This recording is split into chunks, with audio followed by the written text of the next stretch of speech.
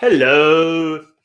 Welcome to a Friday night Heavy Metal Hangout. I'm the only one hanging out tonight because no one else has turned up. Yeah, Elric is his usual late self. He's just sorted himself out now.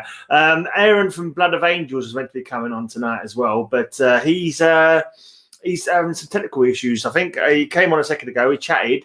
He had no picture, just sound. So I'm waiting to hear from him.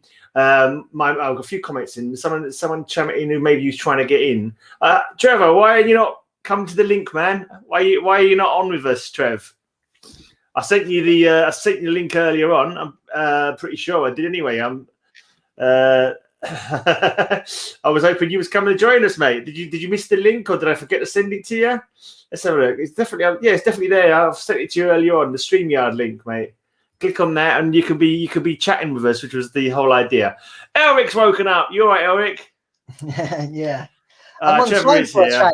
Oh, are you? Trevor is. Oh, he's looking scared there. that wasn't the best. That's my usual face. Yeah. It looked like he was being worried by something untoward. Technology. Anyway, stop. This is it. This might be it for tonight. I'm drinking more. You've got some echo. You got your headphones on, Elric? No. Put your headphones on, mate. I can hear echo of myself non-stop. I don't do that sort of thing. Can anyone else hear echo from me? No. It's gone now. Well, sounds good. Oh, it's gone now, yeah. It was there a minute ago. That's weird. Yeah, forget the headphones then. It's okay. How you doing, Trev? Well, I'm good. Good. How are you keeping? Yeah, not too bad, mate. Not too bad. We're supposed to have a couple more people come in. One person tried to join us, but we're having some issues, and so I've buggered off. This is my mate Elric, as you can see by his little name. He does a Monday show on Metal Devastation Radio. Oh, cool. And nice. You do Cranium Titanium. That's the one. Yep. What night is that on? Is that just any time? Is it? That used to be on Mondays on Flirt FM, but since the whole pandemic thing, we can't broadcast live on the FM anymore. So I'm just doing it on Mixcloud Live, which I totally recommend because it's royalty free and you can stream whatever the hell you want. So I totally recommend it if you have OBS. Well, I put my podcast up on Mixcloud, but I didn't know you could do a live. Yeah, you can do a live one. Yeah. No, it's awesome. You can play like you can actually do a music video show. You can play music videos. Okay. And everything on it. Right. So we did it on here. We did it on here on a Thursday night. Yeah. Cool. High speed hangover vidcast. This is Aaron, everyone from Blood of Angels. I've chatted to him before on my channel. How you doing, man?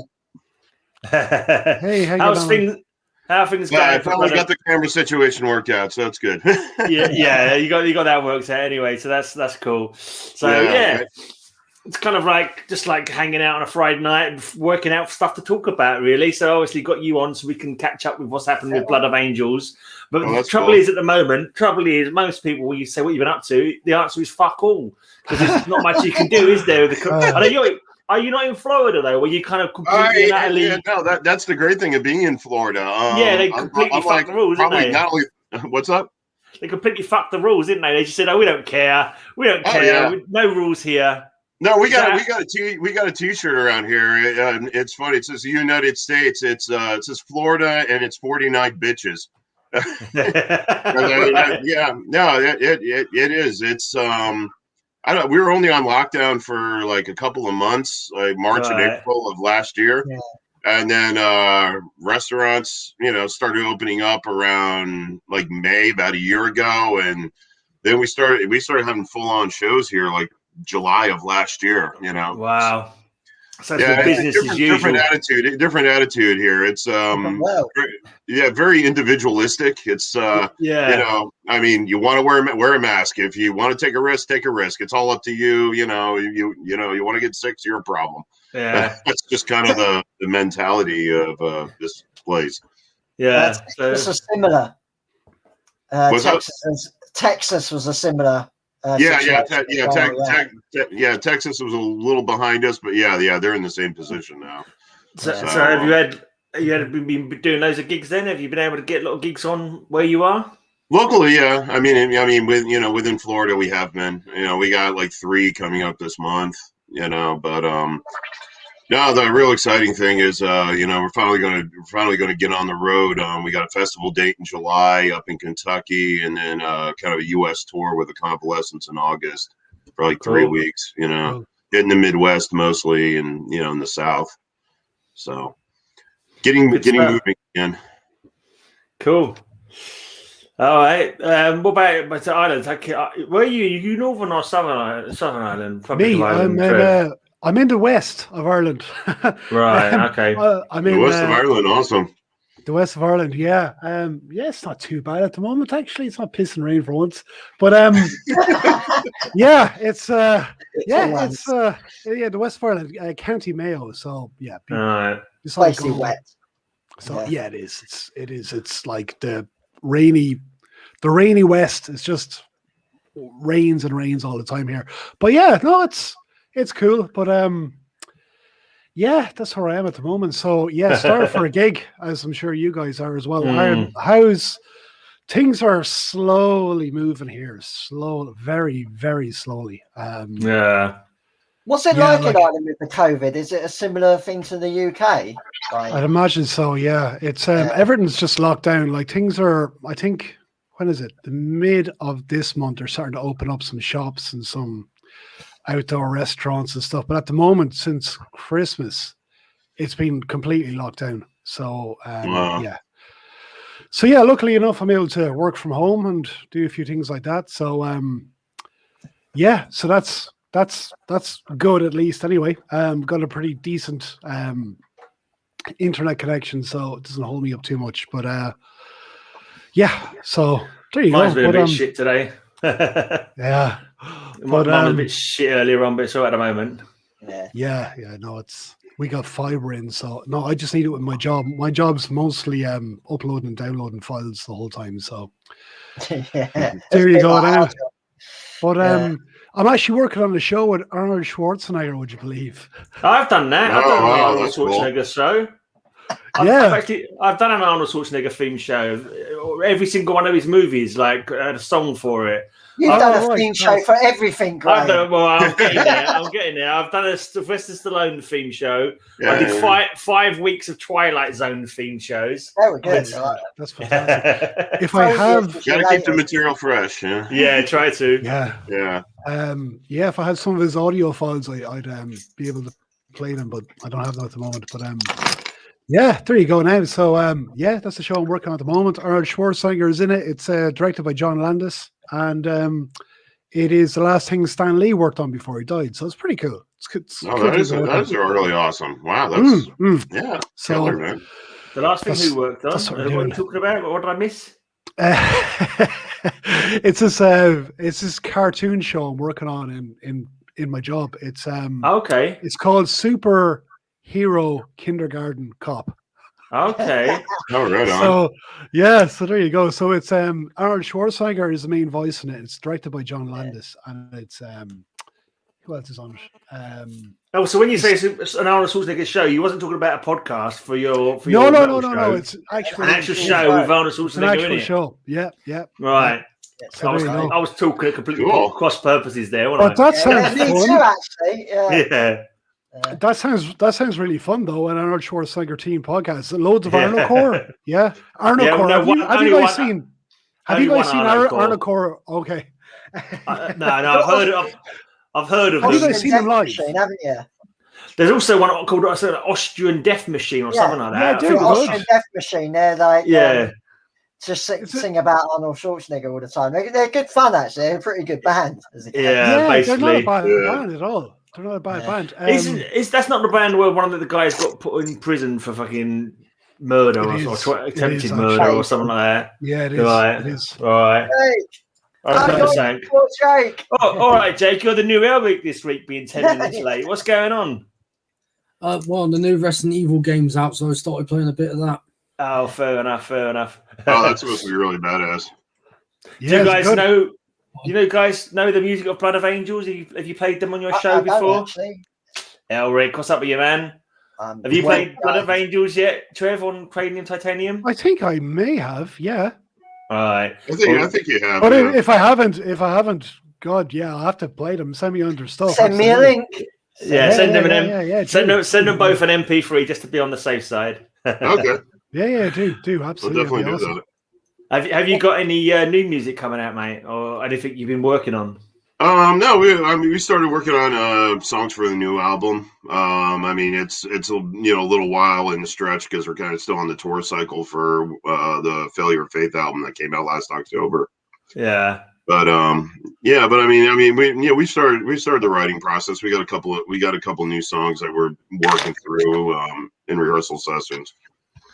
All right, cool. What style of music is it? What's up?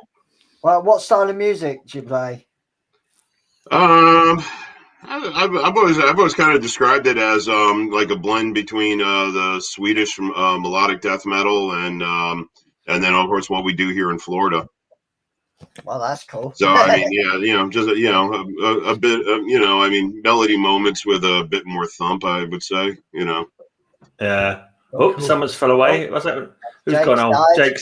Jake's eating it. He's so excited. He's gone to hear your band. He's like, I've got to hear this band. I'm going. Nah, he's all right. He's going to play Resident Evil. Exactly. That's what I was going to say. He's going to play Resident Evil. Yeah, I think it's more the Resident Evil thing, man. He's like, I've had enough of this. I'm bored now. I'm going to watch Resident Evil and play Resident Evil instead. Oh well, fair enough. Yeah. Actually, have you? I see you got the Fear Factory. Have you heard the new Fear Factory track yet? Yeah. I got sent some stuff on Nuclear Blast to play, so it was cool. Actually, it's what you expect. It's not anything particularly different, or it's good Fear Factory music. Although it's a bit weird because Burton C. Bell's left now, hasn't he? Yeah, he has. Yeah, it's just a bit strange, but. I couldn't tell. I mean, vocally, when I was hearing the track, it still sounded like him. Did they basically find a perfect clone, or no? It's him. I think it's him. I think he recorded the album for him. He did do the album and then left. Yeah. I mean, he's doing a section of the Watchers, which are a pretty good band, and maybe he wants to concentrate on that, or I don't know. So, yeah, I hope to get a tour with him. Yeah. All right. Okay. I'd love to go on the road with him. Yeah, that'd be awesome. I was blown away. Like they're like one of my favorite sort of 90s bands when I was sort of growing up. Oh yeah. When the Manufacturer come out, it just like fucking blew me away, and then I was like mega fan. And they played London. I'm from London, UK, and they just used to just play London all the time. I see him 5 times in London in 1 year. Wow. Yeah. Well, they played their own shows. I mean, who doesn't want to go to London? I know. They were supporting Aussie. They were playing festivals. So I just see him like a ton of times in that mid-90s period. But yeah. The first time I saw Fear Factory was opening for Iron Maiden, actually. When Blaze Bailey was in the X Factor tour. Yeah. I mean, I liked them before. I liked the Soul of the New Machine album. I liked a lot of that direction. But when I liked them, but when I saw them live, I mean, opening for Maiden, that's when I really became a fan. Yeah.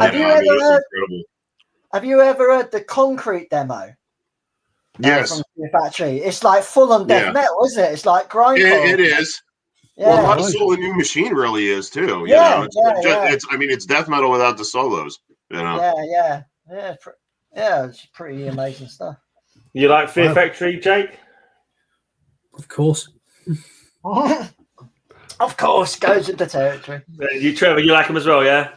Yeah. Awesome band. I had the honor of interviewing Burton C. Bell there, actually. I've never seen the appeal of Fear Factory. Nah, you never liked them. I've never listened to them. No, I'm just a fucking weirdo, though. I like to dislike things that other people like just for the sake of it. But you're probably like the early stuff, Graham. I said, so what hit me was the live show. It's just, such energy, that they bring to the show. Especially considering the size of Dino, how he really works the stage, and it's like, wow, guy that big moves like that, he's running around like he's kind of Steve Harris or something up there, and it's like, wow.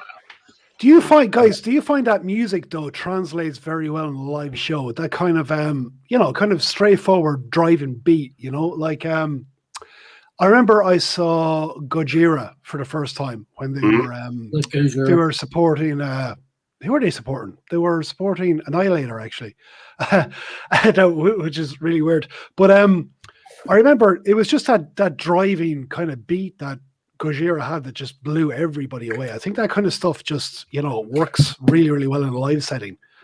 Because it sounds so distinct. I don't know. Yeah. Maybe I'm talking shit, but yeah. No, it's true. Like, when I see Gojira a couple of times at Bloodstock Festival in England, and they're amazing live, The first time I saw Gojira was at Bloodstock. That was 2010. The first saw him. Yeah. Seen twice at Bloodstock, mate. Yeah, Like, first time they were quite a big band, but they weren't headlining. And the second time around, they were headlining. Yeah. The most freaking close thing I apparently sounded like Fear Factory, but I don't know, was Confusion Corporation, an underground band who used to play. Used to come play our gig we used to put on. Did you know the drummer from them died a little while ago, Elric? The guy from Confusion Corporation. Yeah, apparently. Cusa used to talk to him quite a bit when he used. Do you know Confusion Corporation, Trev? Do you remember back in the day? I don't think I know them really. No. Yeah. There's so many underground bands though. You can't, brother. You're the like island underground expert, aren't you? Really? This is it. Did you not do like you did like an award thing, didn't you? Is that? I'm doing that at the moment. Right. It's a fuck ton of work. I don't know if I'll do it next year, to be honest. It is a fucking ton of work. Now I'm kind of making it harder myself, but the whole process has been very, very, very lengthy. But I got some good judges on board. So every year. Just Irish bands, or? Well, I'll tell you a little bit about it. I'm trying not to bore you too much, but go for it, mate. We've got time to fill up. Sounds awesome. Right. Well, it's a thing I've been doing every year. Normally, I hold it in about January or February. So what the kind of format has been every year. So basically, there's no it's probably the same as it is in the UK and fucking everywhere, to be honest. No one gives a fuck about metal in the main mass media, main broadcasters. They don't give a fuck about it. You see the grand scheme. We have a grand scheme here in Ireland for artists, and it's just the same loaded pop bands, Irish pop bands that just get grants all the time. And a Jedward's still going. The 1000th U2 clone. Yeah, probably. They're probably still living in fucking, what's her name? Tara Reid's house or something like that. But what do you call it? They have this IMRO Music Awards and all this kind of stuff as well. But again, it's all very, poppy and all that kind of stuff. And they have the RTE, which is our broadcaster. It's our version of the BBC over here. They have the RTE Choice Music Awards. And again, it's just the same crap all the time. So anyway, I took it upon myself to do this Irish Metal Poll Awards thing where I got every single release for the entire year in the categories of album, EP, single, and this year we put demo in as well. So what we do is I create a form. I also have, person of the year and radio show of the year, all that kind of crap as well. But so what I do is I make a form, I put it out, I give it to people for about 3 weeks, and they vote who their favorites are. And then after that, then I tally up all the votes, and the top 10 in the areas of EP, demo, and single, or EP, demo, single, and album, they all go to the judges. So the judges this year was Aaron from My Dying Bride, which I was really happy with. Graf from Aaron O'Core. All right. Michael McKeegan from Therapy. The PO representative of Nuclear Blast and Season of Mist. And who else did we get? We got a bunch of other ones. We had 3 of our own guys as well. That's not Andy, is it? Is that Andy? From which? Nuclear Blast. Didn't he do? It's a lady called Emma. Emma. Probably heard of her. Emma. Yeah, Emma was one of the judges on it as well. And then we had Clemens from Carrick Angren as well. He was on it too. So it's an interesting mix of judges. Yeah, and we had Simon from Bloodstock as well. I think he kind of jumped on. Oh shit! So can I go on record of being a miserable bastard and say I don't like therapy either? I just wanted to get it out there. I like therapy. I know you do, but I like to. Therapy is great. I like to just be the negative Nelly in the room. I like to. That's right. You gotta have a negative Nelly in every single forum that you go on. I'm the miserable one that you all start ignoring after 5 minutes. They're playing Bloodstock this year. I haven't seen them in a while. Yeah, nice. They're great. If good looking. If Bloodstock goes on, I didn't think they were anything like metal. I remember seeing them when they played at the they're not really a metal Ozfest. band. They played Ozfest, and everyone hated them at Ozfest. Everyone was ignoring them and throwing their rubbish in the air when they was and doing Mexican waves and shit when they played at Ozfest. Oh, they went really, really well at Ozfest here in Ireland. That's because they played after the Lost Prophets. Oh dear! I've played with the Lost Prophets. Remember, Elric, at Axfest. Axfest, the Lost Prophets played there one year. Did they really? They did, yeah. I think they played. Yeah, the Lost Prophets. Yeah. Did you see anything you shouldn't have seen? I didn't like them either. I thought they were shit as well. But yeah, I see them once and they're awful. No, I like Therapy. They're not really a metal band. They're more like a kind of alternative punky. Yeah. To be honest with you, Therapy are the reason I'm into metal. Would you believe? Therapy are the whole reason. No, that was enough for me. So like a gateway band for you. This is it. Like this is. Honestly, I'm not familiar with them, so I couldn't say anything. I interviewed this young guy last week. He's got a black metal band. He's only like 15, and he said he was into like your Blink 182s and all that. But like this is the thing. I think once you have a gateway band, it's up to you then, what other extremes. But you start off journey. This is it. You started off with Blink 182, and I kind of hooked him in, and then he's into Mayhem now and Emperor and all of these bands, And I just think once you kind of get a bite of it, it's up to you to kind of just go down that rabbit hole because, like, Mayhem and Emperor, that's quite a stretch from Blink 182. Sure is. I can see, like, he discovered Maiden, he got into Maiden and then worked his way, to Mayhem and Emperor. But what did he do? Would you believe he watched Lords? He actually watched Lords of Chaos, a movie that a lot of us would trash. But he watched that and he was just like, okay, this movie is kind of a bit shit, but at the same time, the music's pretty awesome.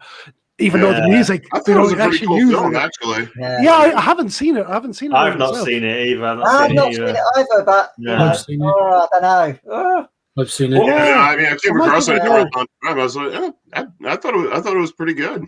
I mean, for an indie film like that, I thought it was alright. It goes down as being like a bit of a bullshit book, really, like one of the worst sort of pretty much got from that book, which I heard is not very good. So it kind of I've read the book. I think I've read the book. I've heard it's all right, but everyone kept raving about the film, so I thought I'd watch the film. Like, I think I borrowed the book off my drama actually back in the day. What band got you into on the metal pathway then, Aaron? What's up? What band got you onto the metal pathway? Oh, well, I got on really early on. I mean, my father was a big time rock fan, 60s and 70s stuff. I mean, he's 67 now, so I mean, he was listening to Sabbath and Blue Oyster Cult and I mean, bands like that, in the 60s and 70s and stuff. So I would say like my first exposure to metal was like Sabbath and Ozzy. Awesome. And then when I was like really young, and then I got into Maiden. I did a Peace of Mind album. Was like the first Maiden album that I got into. At the time I was about like 7-8 years old when that came out, and then it just kind of moved on from there. I discovered Slayer in '86 when I was like 10. So it's and then of course being here in Florida, our own local scene, at that time was, Cannibal Corpse, Morbid Angel, all those bands were coming around the late 80s. I was about 12 or 13 at the time. And that was really exciting what was happening here in my own backyard, and those bands blowing up to become, international legends that they are today. Yeah. That's awesome. And Trev, just quickly on the Therapy thing, you were talking about Blink that bloody band and all them sort of bands. In a way, like Therapy were like the first to do that, really, with like Trouble Gum, these sort of catchy but heavy kind of hooks. Yeah, I hate saying it, but they were kind of the Blink 182 of their day, to be honest. Yeah, definitely. you know, when you think of what was in the charts rock-wise with Nirvana and stuff like that back then, you know, yeah, it's just, again, I remember having a conversation with another guy who, you know, his first band was Guns N' Roses that got him into metal and got him into thrash and all that kind of stuff. Okay. Like, he was of that time, you know, like what, you know, like Guns N' Roses were a radio band back. Yeah. I remember them being on the radio all the time, you know. No, they still are here in the States. Yeah. And, I mean, you hear a Guns N' Roses song at least like every hour on a classic rock station. yeah. You know? Yeah, this is it. But like, yeah, they might do, like, there's a, you know, like, I suppose these pop bands, as much as we kind of throw our nose up at them, some of them do have their place in a way. Yeah. If they hook people into, you know, because, you know, the old guard is kind of dying out, but it's cool listen to that kid and saying that, you know, he started off with Sum 41 and Blink 182, and now he's into the second wave of Norwegian black metal, you know. It's a musical journey for everyone. Yeah, this is it.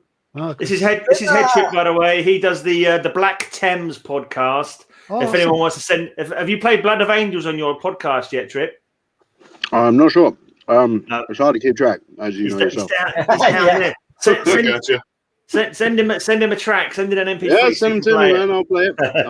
Oh yeah, I'll send it up. No problem at all.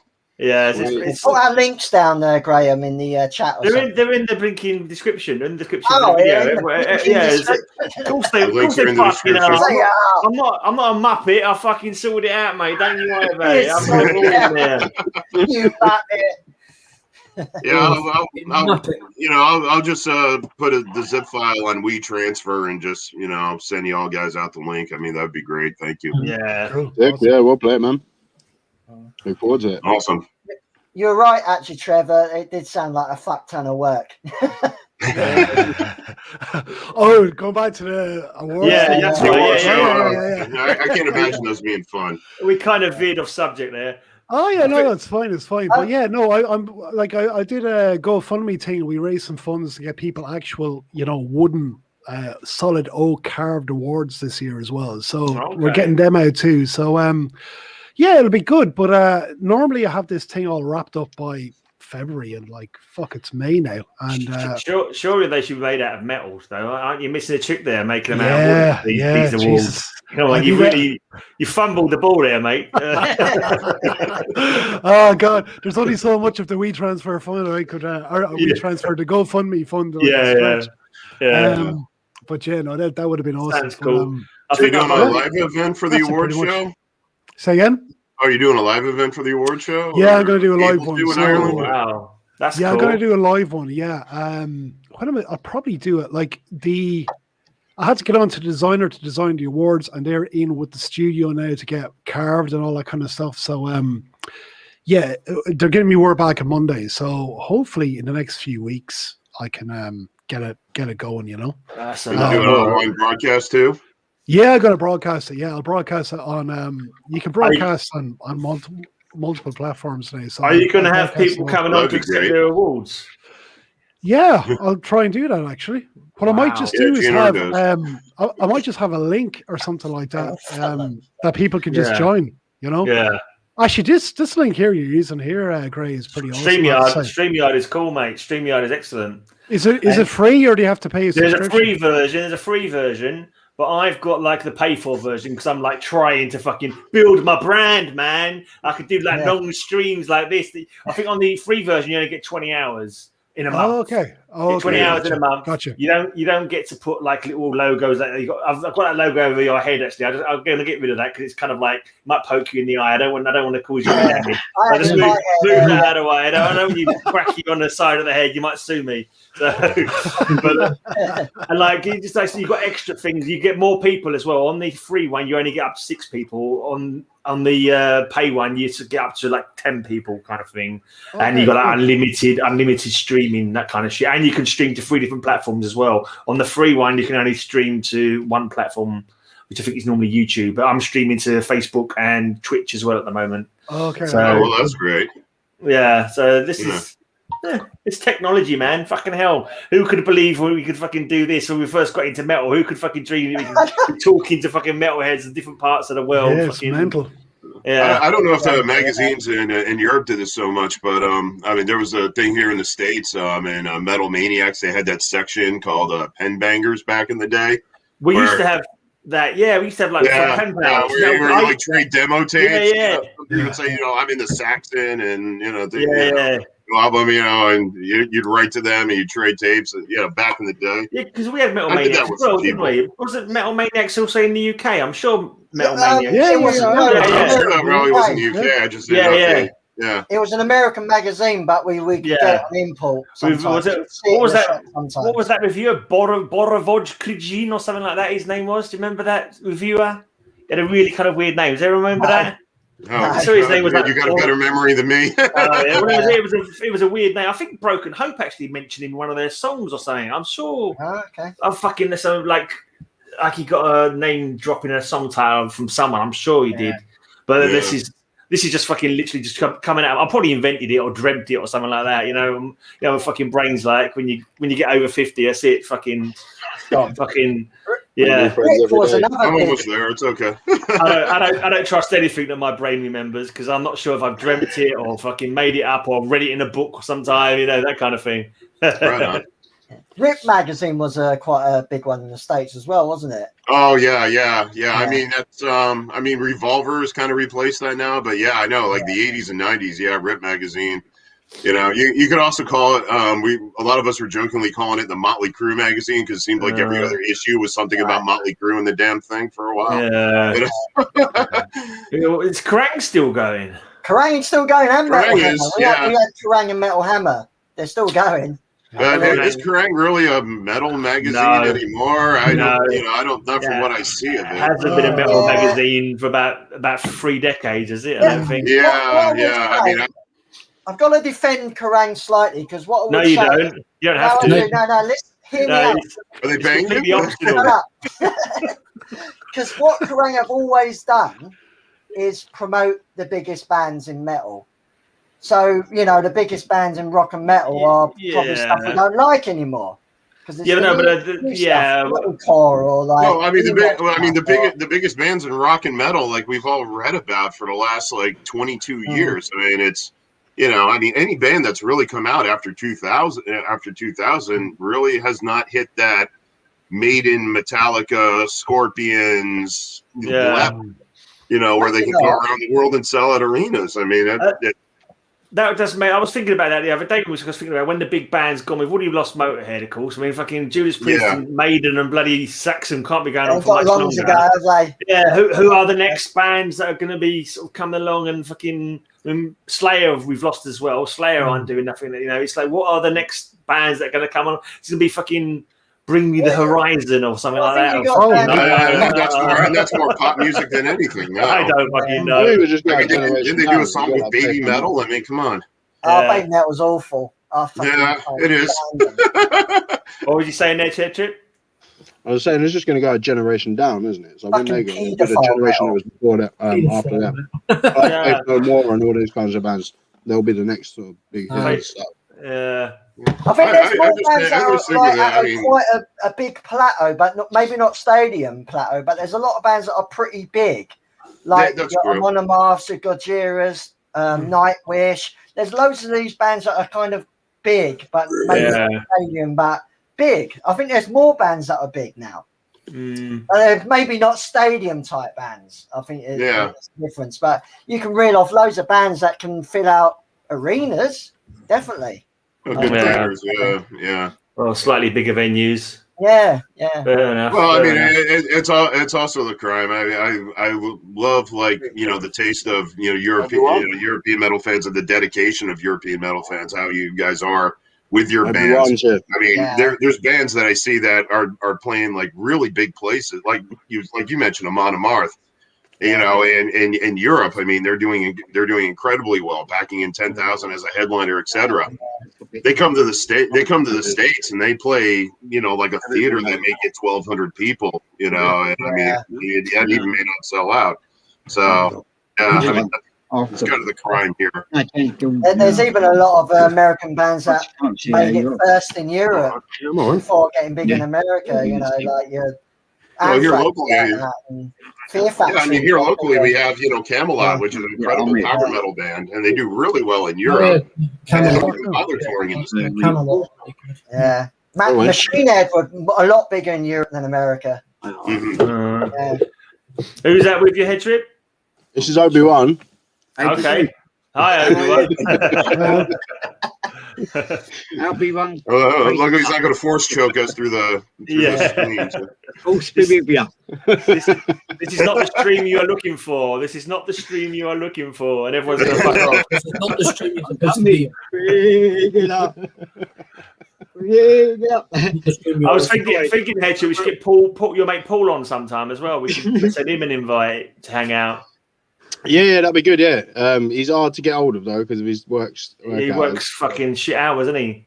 Yeah, so it's different. It changes from week to week. It's a bit like like how paramedic shift work is. It's a bit like that. Yeah. So he'll be like 3 days on, 4 days off, and you don't know what days. Listen, Sky, nice to meet you. All right, mate. Cheers. Cheers for coming on. Be with you. Thank you. Yeah. Watch out for Darth Vader. Sorry for gate crashing. No worries, mate. It's all good. It's all Crash relaxed, all you want. mate. I guess it's a party in here. It's going down. There's a party in here. He's foolishly drinking coffee. I mean, what's wrong with me? He's going to polish up his lightsaber. Is that Yeah, he's got his little screwdriver there. He's trying to fix his lightsaber. Fair enough. Have you got a sponsor for your award thing, Trev? Have you got like a sponsor on board to like? No. That's something I want to look into. But I have first. I don't know. Hit up some brew companies. I don't know. Yeah. You can Meister or something like that. Guinness. Guinness. Yeah. Jesus, yeah. Try and hit them up. Yeah. Who's that? Beer. I've got to go and get another beer anyway. These cans. Me and Elric do a beer show once a month. We get there's a Beer 52 company, and they send you like random beers every month. And we did. I've got like because we did Elric's 12 box last week. So drunk. Yeah, we've got pretty pissed. But I've got some I'm drinking now. But I'm gonna go and get another beer anyway. Back in a minute. It's literally. I jump on that. We got a lot of great microbrews. We got a lot of microbrews here in Florida. In the UK as well. Yeah, it's blown up big time. Where I'm from, East London, it's blown up big time around that area. It's crazy. But yeah, we basically just drink beers and review them and just get drunk. Don't know why. Cool. Sounds fun. Why not? A few people watch, but who cares? It's basically my Instagram posts.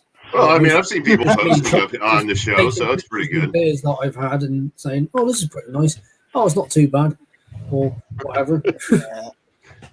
Now it's Graham, just I was thinking. stuff. Czech Pale Ale. All right, yeah. We had all these before, didn't we? Yeah, we did. Yeah. I brewed last year. Red Stripe, Jamaica's finest. Lovely Belgian beer called Quack. What's that you brewed last year, Jack? Was that I need to participate in this liquor. That's a bit. Yeah. What is it, but love? Is a beer I brewed. Oh, beer you brewed, right? Okay. I brewed my own beer last year. Cool. Oh, you got a bit of homebrew on the go. What you called it? You got to call it something. I still haven't got a bloody name for it.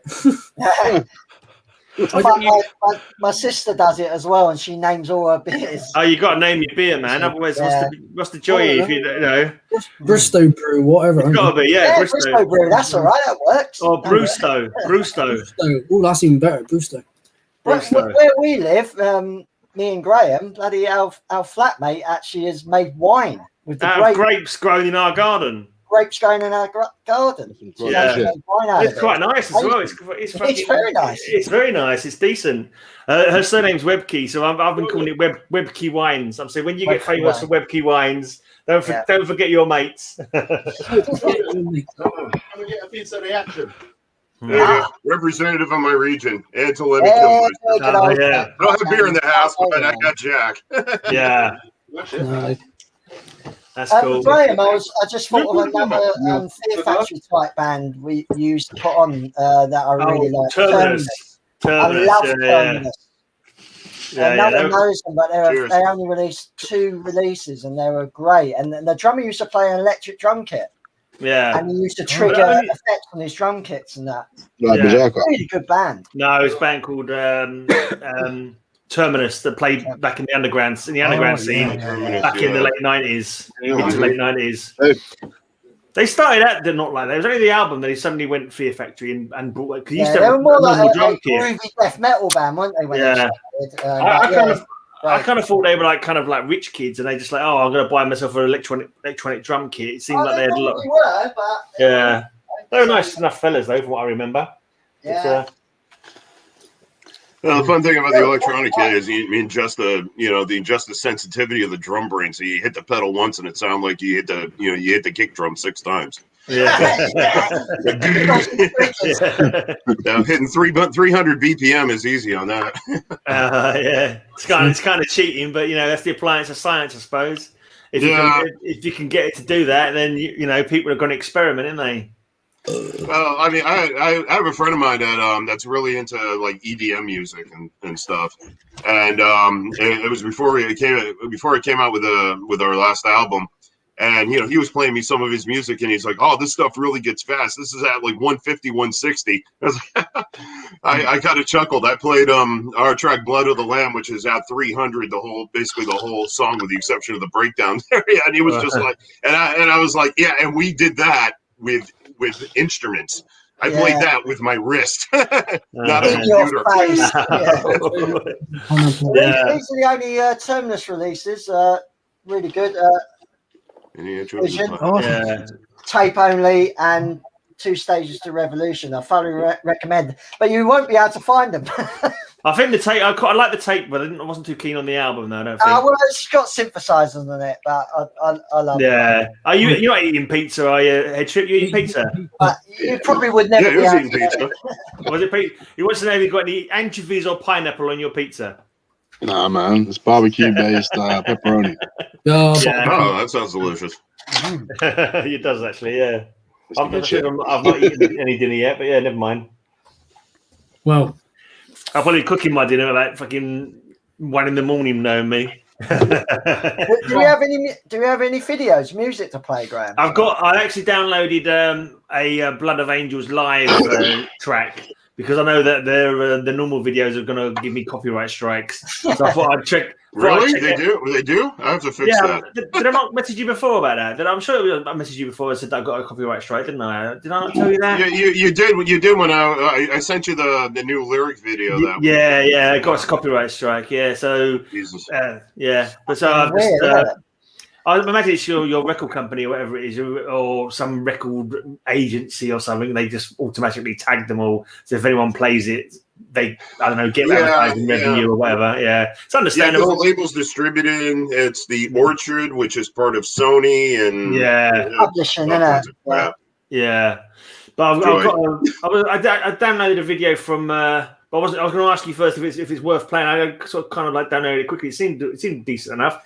It's a Blood of Disaster or something or other. Is it called? Disaster Supremacy? That's the one. It's a live gig footage. So I got it off your channel. So you must like it enough if you put it up on your channel. Yeah. I know. I mean, it was an okay gig, not well attended, but I mean, it was still early COVID. And the sound's good enough to like be representative of what you like anyway, isn't it? It's not like the sound's completely fucked or nothing, is it? No. Yeah. So we'll play that later on. I might play Belarus Beaver again, Elric, because I'm chatting to Belarus Beaver. I'm chatting to Michael Belarus Beaver tomoror. So I might play that. Best Beaver metal band you'd ever hear. It's Beavers Beaver metal.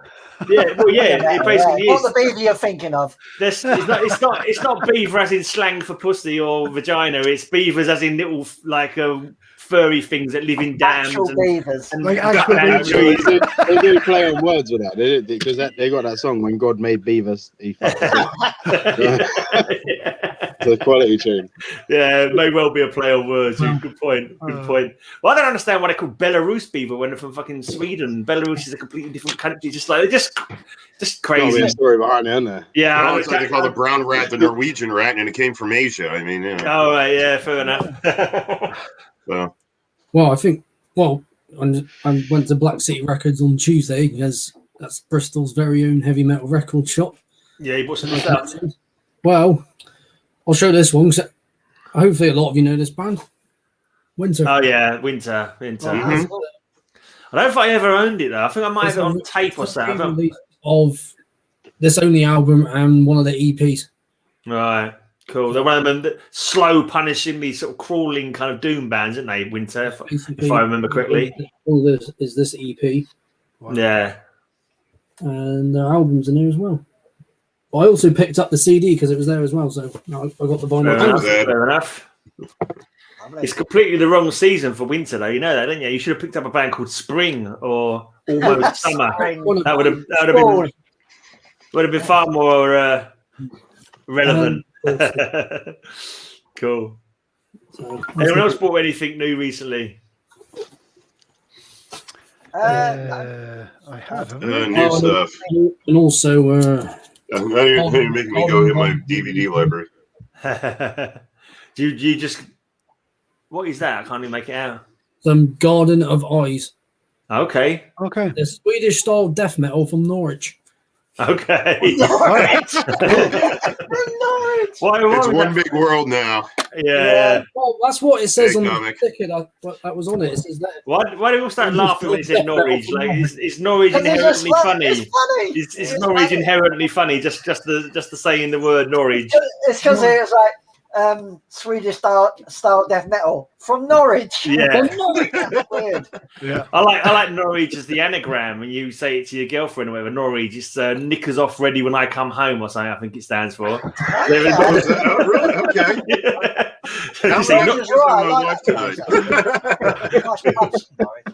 yeah. Norwich. Oh, Do Norwich. Norwich, Yeah. Norwich, as it's Norwich. pronounced. Yeah, you got to do the accent. Norwich.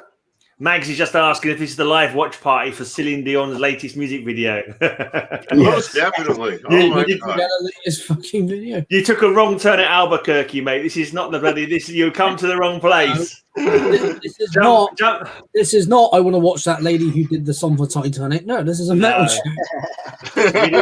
You need to jump back down your rabbit hole and climb and like tunnel in the other direction with no I'm Celine king of Dion. the world. Don't let go, Rose. Yeah, I'm king of the She's world. I making wish I was. videos. I don't even know. I have no idea. It's not something I follow much. What about you, Trips? You bought any new records lately, or? I haven't bought anything new for quite a while. Yeah, we were saying that because we get sent so many I fucking think I've few new promos. ones. Have a look. I feel like I kind of feel guilty that I don't buy music Oh, hang anymore. on. It's just Me like, too. I bought a kind of a rock album. It was okay. by a band called the Heavy Heavy, and they're not heavy. But they are fucking phenomenal. It's like real 70s sound. You know? Okay, So, interesting. they're contemporary. They're around now. Yeah. And I recommend them. I highly recommend them. If you like all Where that they old from? 70s kind of stuff, yeah, go for it.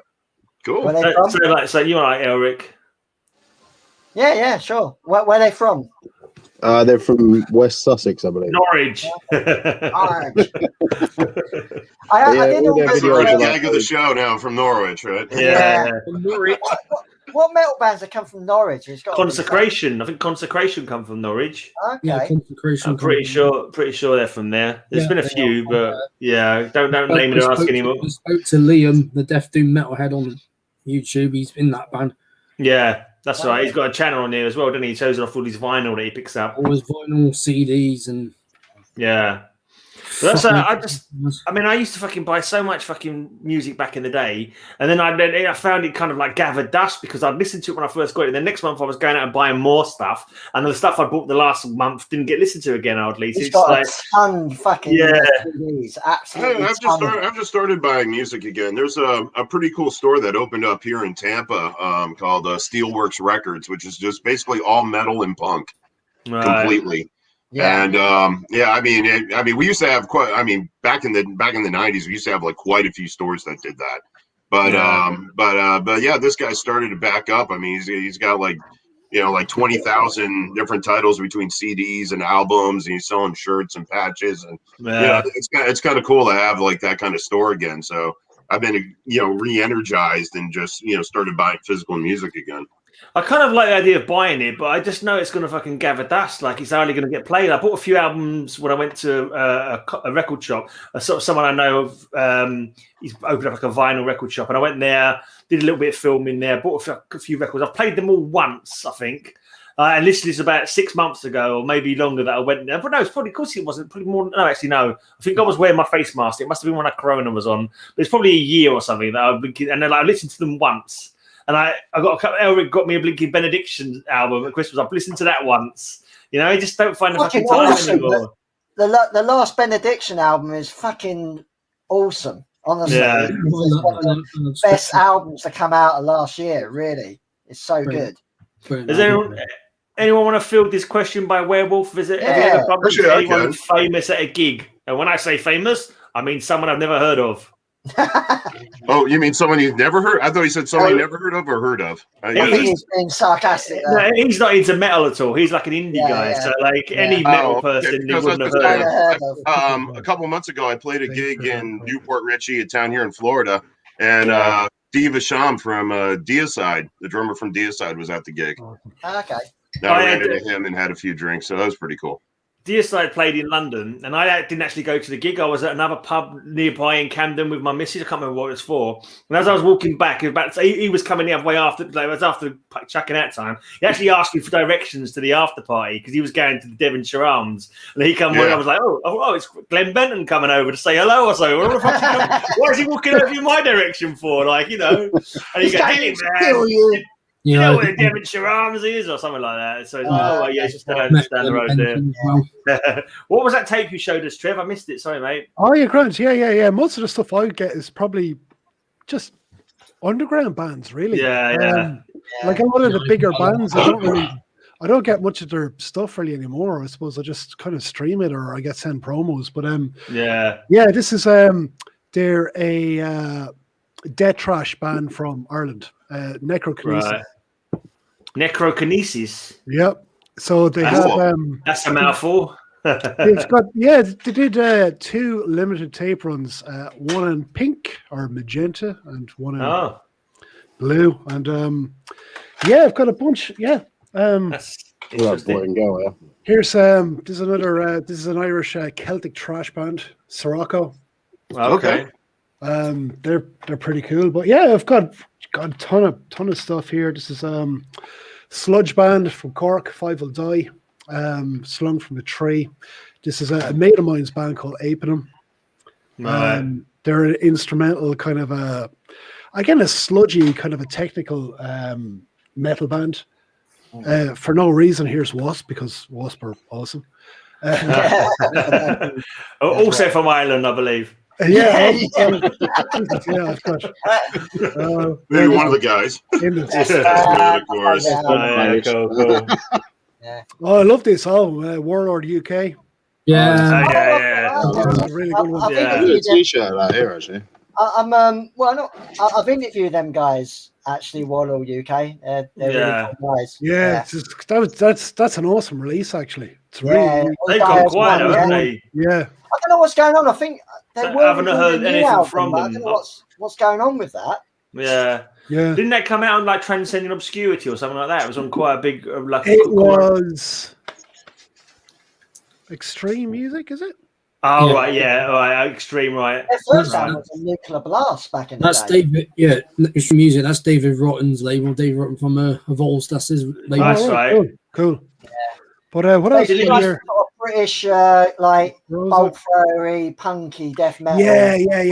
They're really cool band. Very cool. Yeah. Soothsayer, Soothsayer, awesome guys. Sludgy kind of stuff. What else we got here? Is this all these guys are awesome pickups? Yeah, these are all. So that's Axel Symmetry. They are they're a death metal band actually. Yeah, that's from their. Names are getting trickier, though. I've got to say, names are getting trickier. Axial Symmetry. It's like they're really diving deep in. Doesn't exactly roll off the tongue, does it? Doesn't exactly roll off the tongue. A bad. Oh, is that a bad incarnate? Yeah, I think I've got that one. Is that got I will know you in? That's I will know you in on it. Yeah, it is. Yeah. Yes. I used to have that as my ringtone. That was a fucking just such a blasting track. I used to love it because like you'd be sitting on a fucking bus, quite nice, quiet train or something, and suddenly it'll fucking go off, and it was like, oh man, it was, it echo around the fucking bus. It was a cool track. Do you guys know this band well enough, or? I think I might have interviewed him in my fanzine one time. I can't remember now though. I can't remember though. Cool. Maybe might have done it in my first fan. I mean, I know of them. Yeah. I'm sure I might. Yeah. No, I did. I definitely interviewed him in one of my fanzines. They're a cool band. They're one of the classic Irish kind of grind death metal bands. But I made him actually tried out to be a drummer for them, and I remember sitting there. They were actually bringing out this album at the time, and they were fucking awesome. But I made him one. He can't double kick. Yeah, he was going to be a drummer, and like their other drummer was absolutely phenomenal. But he tried doing double kicks with just the one leg. Okay. And, as he was walking in, I kept on punching him in the fucking leg, and he was like, "That's my good leg. It's my drumming leg. Fucking stop it." But he did pretty cool. But I just think he I don't know. I just didn't have the interest or something like that, which is a pity. Right. But awesome band. I think is it Putrefy, one of the other kind of like Irish death metal kind of like big like old school. Yeah. And, Overall would be another one. Who else? Death metal. Legion of Wolves are pretty. Okay, I think I'm trying. Gloomy bands are like from Ireland. I'm trying to remember their names. Who's that one who had the EP? Is it Morning Beloved? Are they Irish? Yeah, they're Irish too. Yeah. They've got is it a song called Dust? They've got or something like that, or an EP Rust and Bone. Yeah, Rust and Bone. I was listening. They're a good band. Earlier, actually, when I was on a walk, I was listening on a walk. There was one beginning with T, wasn't there? One beginning with T. If you like, one beginning with T, what Doom Death Band? Yeah, if you like, like a death metal kind of band. Yeah, Doomy Death sort of band, I think. I saw Morning Damnation Fest 2015. They were brilliant. Oh yeah, they're a great band. Yeah. Yes. Yeah. Didn't have any merch, so I couldn't buy anything. What do you call it? If you guys like Pestilence, there's a band from Limerick called Zellicult. Give them a go. They're Zelot Cult. Yeah. I've got randomly sent that 2 EPs. I think I got randomly sent, like no covering letter or nothing. Zelot Cult. I'm sure it was Zelot Cult. I think I got to look it up now. I'm pretty sure it was. I think I reviewed him in my fanzine. They're quite an old band, aren't they? Yeah, they've been going a while. Yeah. They're one of the. I remember getting sent 2 EP. I'm sure I remember getting sent 2 EPs. Actually, maybe I could confuse them with someone else. Actually, no, I think I confused them with someone else. Looking at the covers, I can't remember now. If you like old school death metal, try them out. Yeah, they're awesome. No, it wasn't this band. I love my old school death metal, so that's right. Give it a go. Yeah, I have played them. I've definitely played them on my podcast before. I recognise the name. Morning Below on my Spotify. Oh, class! Awesome. That's a great album. That one actually. Earlier. One of the. Oh, Morning Beloved. Yeah. I'm gonna drop a band that I'm sure you guys would be into that are pretty new in my neck of the woods. They're called the Noctambulant. I think I've heard the name. Bigger than it, yeah. So many fucking bands now. Emperor, just absolutely fantastic. Well, I had a Florida band on one episode of my podcast. Worm. Oh, is that with a Y by any chance? Or no, there's no Y in it. Oh, right. I'm sure I've heard of Worm with like WYRM, that kind of thing. 2-piece death doom metal band from the Everglades in Florida. Yeah, an album out called Gloomlord. But nowadays, the only way I can tell if I know a band or not is I have to do a search on my blog where I put all my podcasts, so I can I do a search to find out if I've played them before or not. Right on. Otherwise, I forget. There's just so many names similar. So many bands. Yeah, definitely. So what's definitely the headbanging and the beer, isn't it? That's the band I'm on about. What's the best promo you reckon all of you got recently? Mine was Black Tar Superstar. Oh, right. Yeah, I've ordered the album. Yeah, it's great. I love it. Sorry, Trip, what was that you said? Black Tar Superstar. Black Tar Superstar. Okay. We've had them on here. They've been on here. A few times. Yeah. I missed that. They were on here when you was on here last week at Trip. Oh no, was it the week before? Was he not on when you were the week before? When you had that's right. Yeah. You must have. I think either side of you being on, he came on. But yeah, they're cool. Interviewed the guys. They're nice guys as well, but they're like a sludgy Sabbath rock and roll. Okay, hard to kind of describe in a way, but it's hard because it's got good slow grooves, but then it's got some really fast fucking drumming as well, and it's like it's mental. I love it. Awesome. I think from next week I'm gonna have to fucking make a memory of fucking what bands I really liked on my podcast, so I can mention it on a Friday. Because every time I think of what have I listened to, like anything it always pops up in my head. Every time I try to think of bands that I like recently, is that fucking band. I can't remember the name of the fucking band, but they got a song called "The Cats of Wolfar," and the reason I remember it because they do a meow meow meow in the chorus. The cats of Wolfar, meow meow meow, and it just goes over in my head like. Over and over again on repeat. It's just, it's like, are they making fun of power metal? I don't know. It works though. It sounds good, and it has to be like based on a H.P. Lovecraft story, so it like gets extra points from me for that as well. Okay. But yeah, it's weird. I need to do an interview with them because there's also a creature from Lovecraft called the Hounds of Tindalos. So I might say, why don't you do a Hounds of Tindalos song in the same vein as the Cats of Wolfar song? And you can go, the Hounds of Tindalos, woof, woof, woof, woof, woof, woof. That's part 2. You ruined it. That's the B-side. Yeah. The band probably said you're watching this going, fuck, he gave away our next idea. Well, what's the funniest lyric sort of bits where you got in song? You know, you get like some songs where like they sing it, you sing the lyrics, but in your head is something else. Like Damnaz is a good example because you know they got that bit in one of their songs and it's torture of our souls. Like, all I'm thinking is torture of our souls. There used to be like the Damnaz. My stepson Liam, he was like makes up crazy crap, and for some reason he thought there was a Damnaz track, and he was going down the street getting out my little willy or something like that. And that's what he used to sing. Like he used to sing it like that, like non-stop. It was like, I'm pretty sure it's not that, Liam. I'm pretty sure it doesn't go like that. But like we kind of like got in our heads, like, and so that was the only.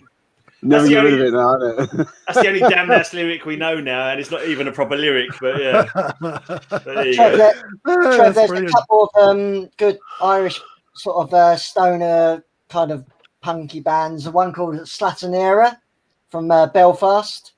They're like Slatanera. Slatanera. Spot on, I like that.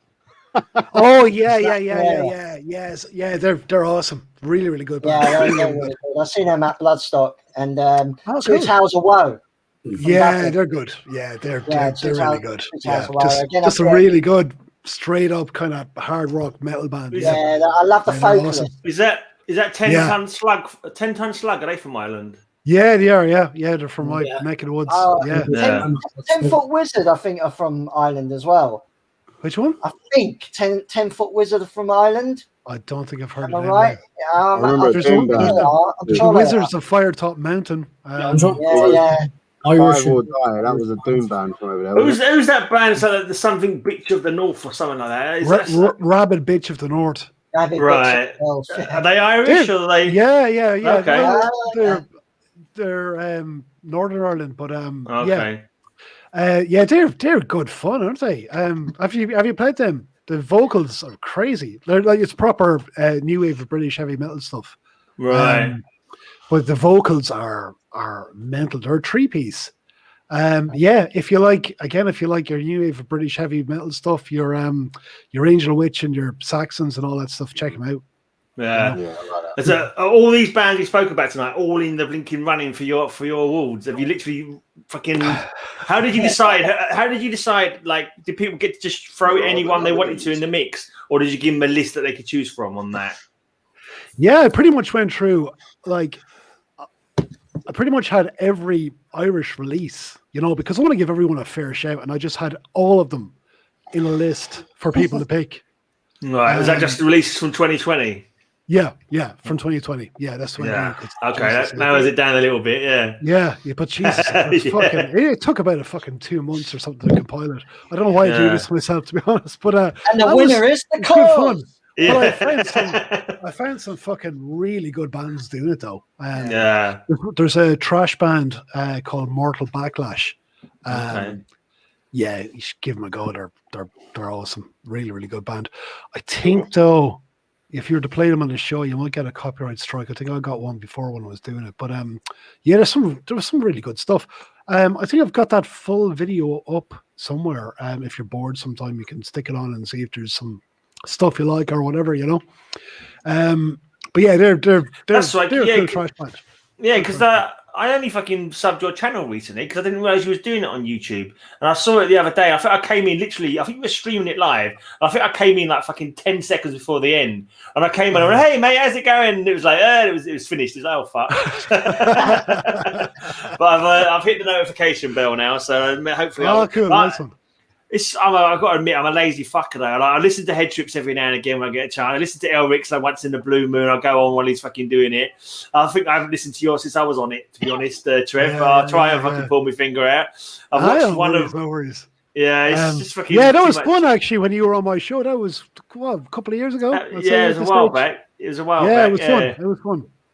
Doing it live over the phone. Sound problems, wasn't it? There's a few sound problems I seem to recall. Yeah. Fucking doing it over the phone. That's common. But no, that was good fun. Yeah, let's do it again at some stage. Yeah, absolutely. Yeah, cool. Yeah, something like that. Maybe you can come on to one of our vidcasts that we do. Like, choose some bands, some Irish bands for our vidcast. Yeah, that'd be awesome. Trying to grow that, but at the moment, it's just me and Elric talking to ourselves. Like, he's not much better idea. I think we've got about 6 people at one point, so that's an improvement on some weeks. Yeah, that's an improvement. But it's like everyone's got their own fucking project. Yeah, you showed me on my Jake's Metal chats. We chat metal, and then also we just start chatting whatever the fuck comes to our heads. Yeah, that's the way to do it, though, isn't it? Really. I just done my chat with John Walker from Cancer. All right. Awesome. Cool. Awesome. When's that going to go live on your channel? Probably some edit. Right. Oh man, I've got that tape somewhere. Dead Shall Rise. Yeah, we were talking about the album and all the other albums and showing all the old band pictures, and he was like, "Oh my god." Yeah, it's awesome. I always when he was like in his 20s. Yeah, that Shall Rise is some great leads. I think James Murphy plays on that, doesn't he? And John actually told me as well. I always think of Cancer as being like the British Death, the UK version of Death in a way. That's a fair assessment. Yeah, they had James Murphy do the solos. John actually did some solos, but scrapped those solos as soon as they got James Murphy in. Right. Yeah, I'm not surprised. I've always wondered if anyone's ever played Cancer at a funeral. I keep saying if I die of cancer at some, I want Cancer played at my funeral. I remember you playing that on your show. That's pretty cool. Yeah, I mentioned that, didn't I? I think I mentioned that on my show. Yeah, so that song's on. I got to.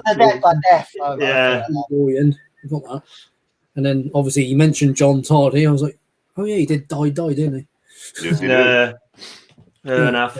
My mate Des from Telford used to go to school with the guys from Cancer. So he was hanging around like Shane Embry and all the Napalm Death guys and the Cancer guys because they're all from Ironbridge and that area of Telford.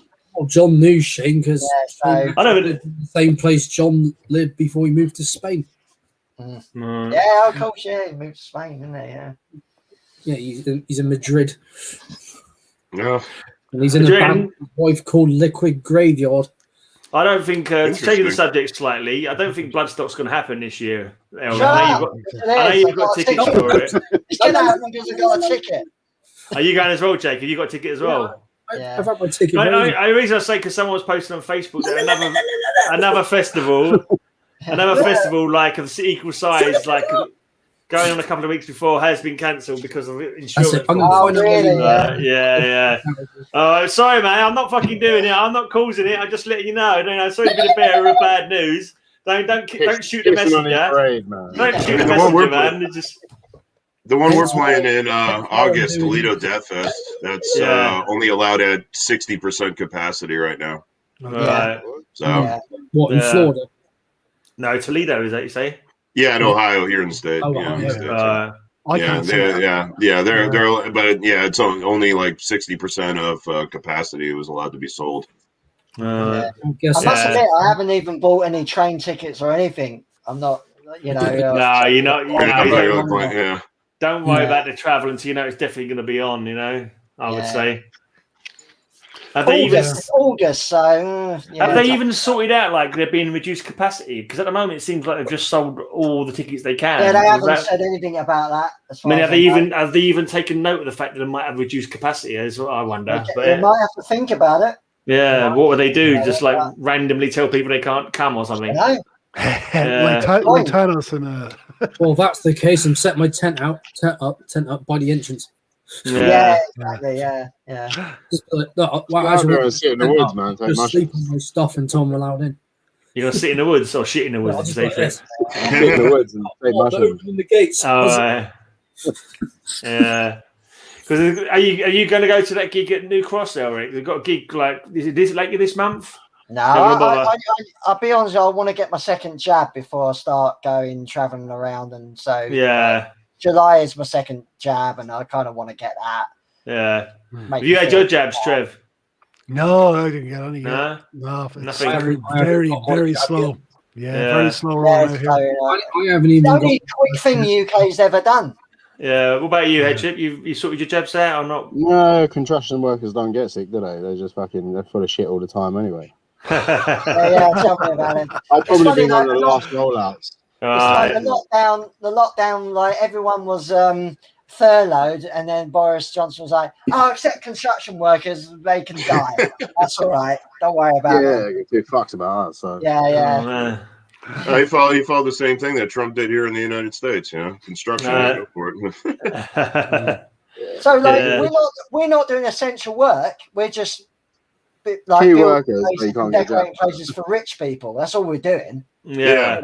The rich people don't want to be inconvenienced, It's all about property, right? Just the property owners have got to be fucking kowtowed to. Their own property. Yeah, that's all it's about. It's about money. Yeah, it makes sense. Can't stop them fucking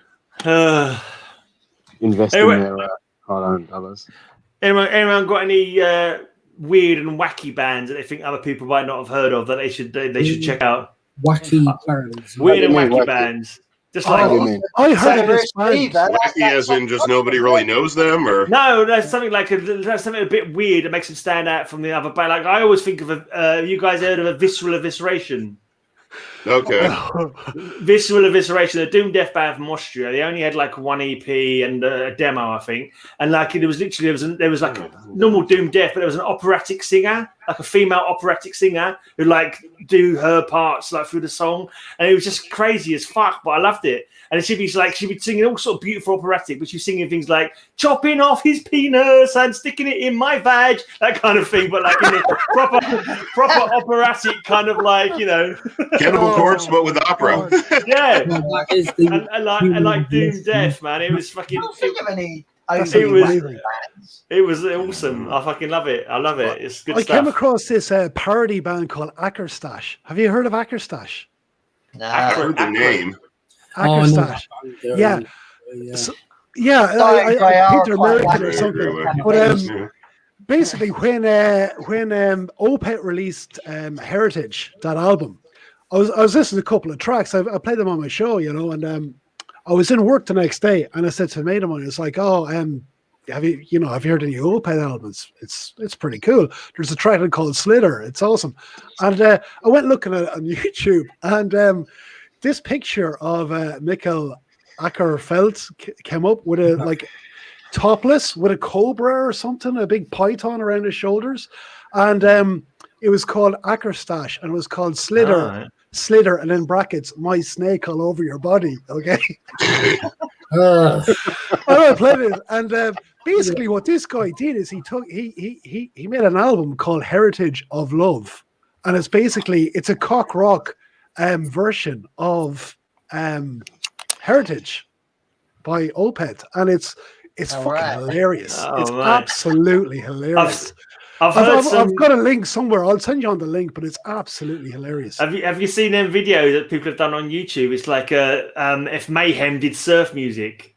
It's like fucking 60. It's like. Have you seen that? Like, it's like Beach Boys meets Dissection or something like that. It's just fucking. It's just weird. It's like fucking. What the hell? It's I am the Black Wizards, but done like fucking like surf fucking 60s guitar vibe. I came across one that was like Radio Disney's version of Angel of Death, and that was pretty hysterical. I like Angel of Death, like Broadway musical version of actually Dying Fetus.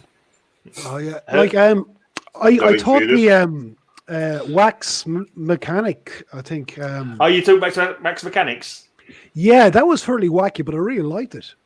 Yeah, I quite like it. I did interview him last week, I think, Max Mechanics. Oh, okay, cool. Yeah. He nearly came on tonight, actually. I was just chatting to him before we came on, and he's like chewing some guy out at work or something. But I said, maybe come on some other time, but hopefully he'll come on. And he was a cool fellow. He was good to chat with. Yeah. No, I thought his stuff was pretty cool, actually. It was very, very, very different. Yeah. Most Japanese bands are pretty wacky. Yeah, Psy. Have you heard Diane Grey? You mentioned it again. Diane Grey are pretty mad. Duran Grey. I've only ever heard the name. I had no idea what they were like. Duran Grey. I just saw the name and just assumed they were some kind of rock band. They're just crazy. They're like a bit industrial. We got to see them live once, and that was download 2013, I think. Right. And it was pissing down with rain, so I was like, okay. Japan, that band, they're like do metal and then they do like pop music. Japan, they're good. Full on pop kind of ballad stuff, and then extreme metal. Like they pay the bills with Japanese is like nuts. They're cool though. Yeah. I don't give a shit. Like, there's no rules. Yeah, fucking baby metal and fucking. Oh no, but that's just Lady Beard or whatever the hell it is. Crazy what's stuff. That called? Oh, and a lot of talent as well. No, what's it called? Lady Baby. Is it Lady Baby? Something like that. It's a bloke with a beard or something, and like just dressed as a. Oh, I know. Dressed as a schoolgirl. A dude like with a long beard, dressed as a schoolgirl, and he has like these two. You could do a cover version. You could do like a tribute act, Aaron. You could do like a tribute act for him in over there in Florida. Yeah, why not? My favorite Japanese band's Coffin. Coffin. Oh, Coffin, yeah. Coffin's a great band. Very sludgy, Death Doom. Yeah. Church of Misery. Yeah, yeah. Fucking love Church of Misery. Yeah. They're really good. I like them a lot. The SOP loudness. Are they Japanese? I think they were Japanese. Yeah, there was the Sabbat as well, Japanese Sabbat, wasn't there? They were fucking crazy. There's a really talented band called Heterogeneous Undead. Right. Again, there's a mad name, but they're like she's like a sort of operatic singer, but also growls as well, and the music is like super sort of technical and fast, but there's a lot of bands like that in Japan, Yeah. Like technical, fast kind of power. What's that all woman 3-piece doom band from Japan? Oh, Gallhammer. Gallhammer, yeah. Okay. They're outrageous, they are, yeah. I sort of think of them as being a bit black metal as well, Yeah, they are kind of interesting. It's like Black Crust, whatever. Yeah. Just Psycho Stick. I've heard a bit of Psycho Stick. Yeah. They're pretty funny, Psycho Stick. Yeah, they are. Yeah. Did they have some song about beer or something? Did they have a song called Beer? Yes. Yeah. Let's have some beer. Beer is good. And so heavy is now that we have drunk some beer, drive a car. Yeah. Are they like? I met those guys at a festival 8 years ago in Michigan, and it was pretty cool. They had an RV and they were towing a trailer. And you thought the trailer was their gear? No, it was a barbecue that they towed. So here they are in the backstage and they're like cooking up burgers and dogs and they bring out a keg. I mean, they were great guys. They'd make you hungry. I mean, they were really freaking cool. Oh man, that's the way to tour. That's the only way to tour. Yeah. I am drunk. Drunk as me. I am. Yeah. Are there any bands that actually frighten you? I mean, you wouldn't invite them around for a beer and some darts. Like one, I don't know if I want to drop any names, but I remember that was when I was doing my fanzine. I'd write to bands or whatever, and there was fuck me, what was the name of the band? Doom, death, really. Oh, Esoteric. Esoteric. Do you remember that band, Esoteric? Okay. Yeah, I know what you're talking about. Really fucking weird, kind of like sounding like. And I remember because I'd written to them and spoken to them. I was at a gig. I think they played the gig. That's why. And I went, all right, mate, I'm Gray from blah blah blah. He looked at me like he wanted to kill me. He just looked at me like like I was fucking maggot fucking underneath his foot. And I was like, oh, okay, you're not the sociable type then. You're not the sociable type. Bye. I don't know if I could hang out with like Gaul from Gorgoroth, or I don't think I could hang out with it. I mean, he seems like he's well off the deep end of things. Right. It's like guy from is it Shining? What's his name? He's crazy, isn't he? Has anyone had any interviews that have been like that? And like, has anyone had any like sort of bad interviews where someone's really not? Not face to face, but when I was doing like back in the fucking my very, very early fanzine days, when I was just writing fucking literally sending 20 questions to someone in the mail before fucking even had email, like sending them 20 questions. And I did that band that I'm always talking about because they had the sickest song title that I ever fucking Licking Mental Patients Come Off the Sheets was one of their song titles. That was one of my favorite fucking nasty song titles ever. And I wrote them like 20 questions or whatever. And literally every answer was like, no, yes, maybe next year. And I was just like, well, fuck that. I'm not going to bother printing that. You know what I mean? I'm not going to fucking bother wasting space. Why did you even fucking bother answering the questions if that's what he was going to fucking answer like, you know? I'd do like an intricate 3-part kind of question kind of thing. And they just went, It was like, that was a waste of fucking postage. I haven't had a Jake's Metal chat like that yet, so I'm lucky. Nah, it's good. Yeah. I interviewed I haven't had any bad ones particularly. I've kind of thought a couple of boring ones. I had one with Hans Grossman from Alkaloid and Obscura. Amazing drummer. I thought he was the guy who took over Nakatomi Plaza, isn't it? Hans Grossman. Isn't he the one who took over in like in what's it? Fucking the fucking movie Nakatomi Plaza, Die Hard. Isn't he the guy who took over the? He's an awesome drummer too. Yeah. Oh, okay. I thought that was the name of the bad guy from that movie. I'm John sure it was he's pretty awesome. I think Hans Grossman is the guy's name. Yeah. Hans Gruber. That was lovely guy, but that was a long interview. Yeah, it went on for quite a bit. So but I'm trying to think. Is there any other ones? I think some people haven't really got the knack for for talking much. You know, they kind of like sort of be stunted answers. It's like fucking trying to put them for the ringer to get some longer answers out of them. I think it's been a long time since I chatted to Aaron, but I'm pretty sure he was pretty forthcoming with answers. I seemed too cool. We didn't have trouble chatting, did we, when I interviewed you back in a few months ago now? No, you asked me some really like open questions, so there was a lot to explain. It wasn't really cut and dry, and then you dug deeper, so that was pretty cool. Some people it's like pulling teeth to get like an answer out of them, but I thought to myself, when I started doing interviews, I said, if anyone gets fucking stroppy or looks like they're not interested, I'm just going to fucking cut it short, because like, well, if you don't want to be here, what's the fucking point? Exactly. I'll stop. Absolutely, you're dead right. Yeah. I mean, I've met some musicians that when you meeting them in person and hanging out, they're like open and outgoing and drinking and whatever, and then I've seen them in interviews, and all of a sudden, it's like one sentence exactly. All of a sudden, the camera's on and the interview's there, and one sentence.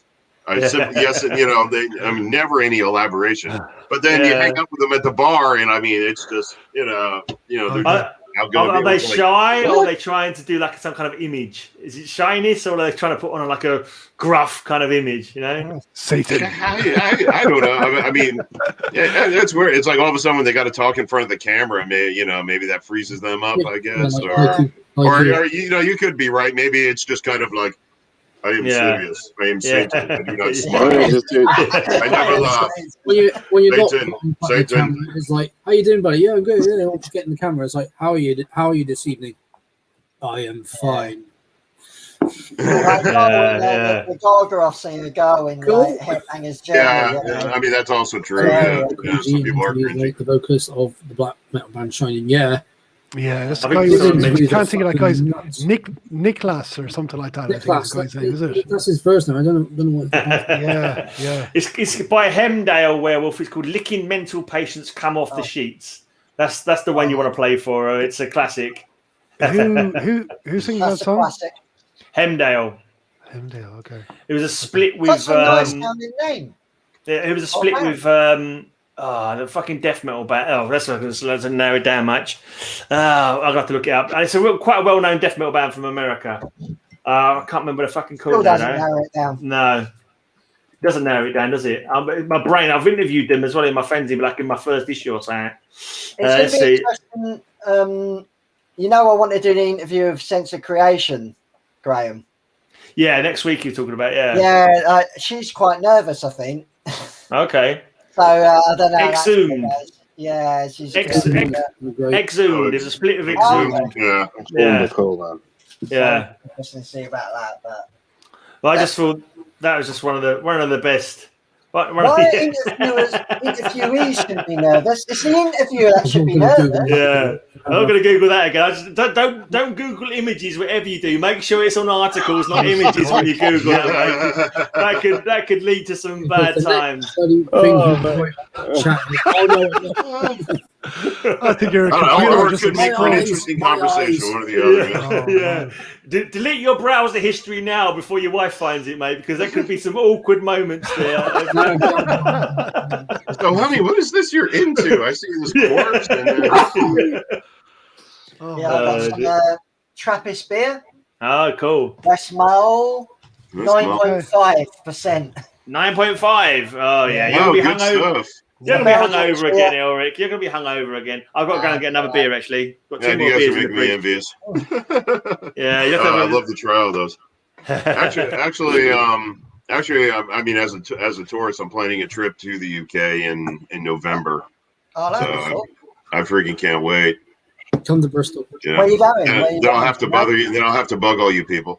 Yeah, come to Bristol. That's where I live. Come bug me. Do you know where you're going, or? Probably like most foreigners when they come in. I mean, London initially, but I want to go up to Manchester and and then also go down to Dover and that area too. So Well, if you come to whichever. Bristol, But Bristol, yeah, I love it. I mean, actually, I've never been to Bristol in the UK, so that'd be great. Yeah. we got a pub called the Griffin. It's a metal pub. Yeah. And then Yeah, there's that's what I want to do. I want to explore like the metal pubs in the UK. Yeah, and and up the road from the Griffin there's like a road has got some roadworks at the moment, but there's a record shop called Black City Records.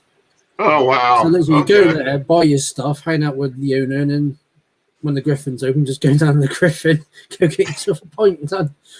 Cool. So you get metal in the There's shop. usually loads of metal pubs in London. There's not so much now, actually. I haven't than seen used to any be. in London, not really.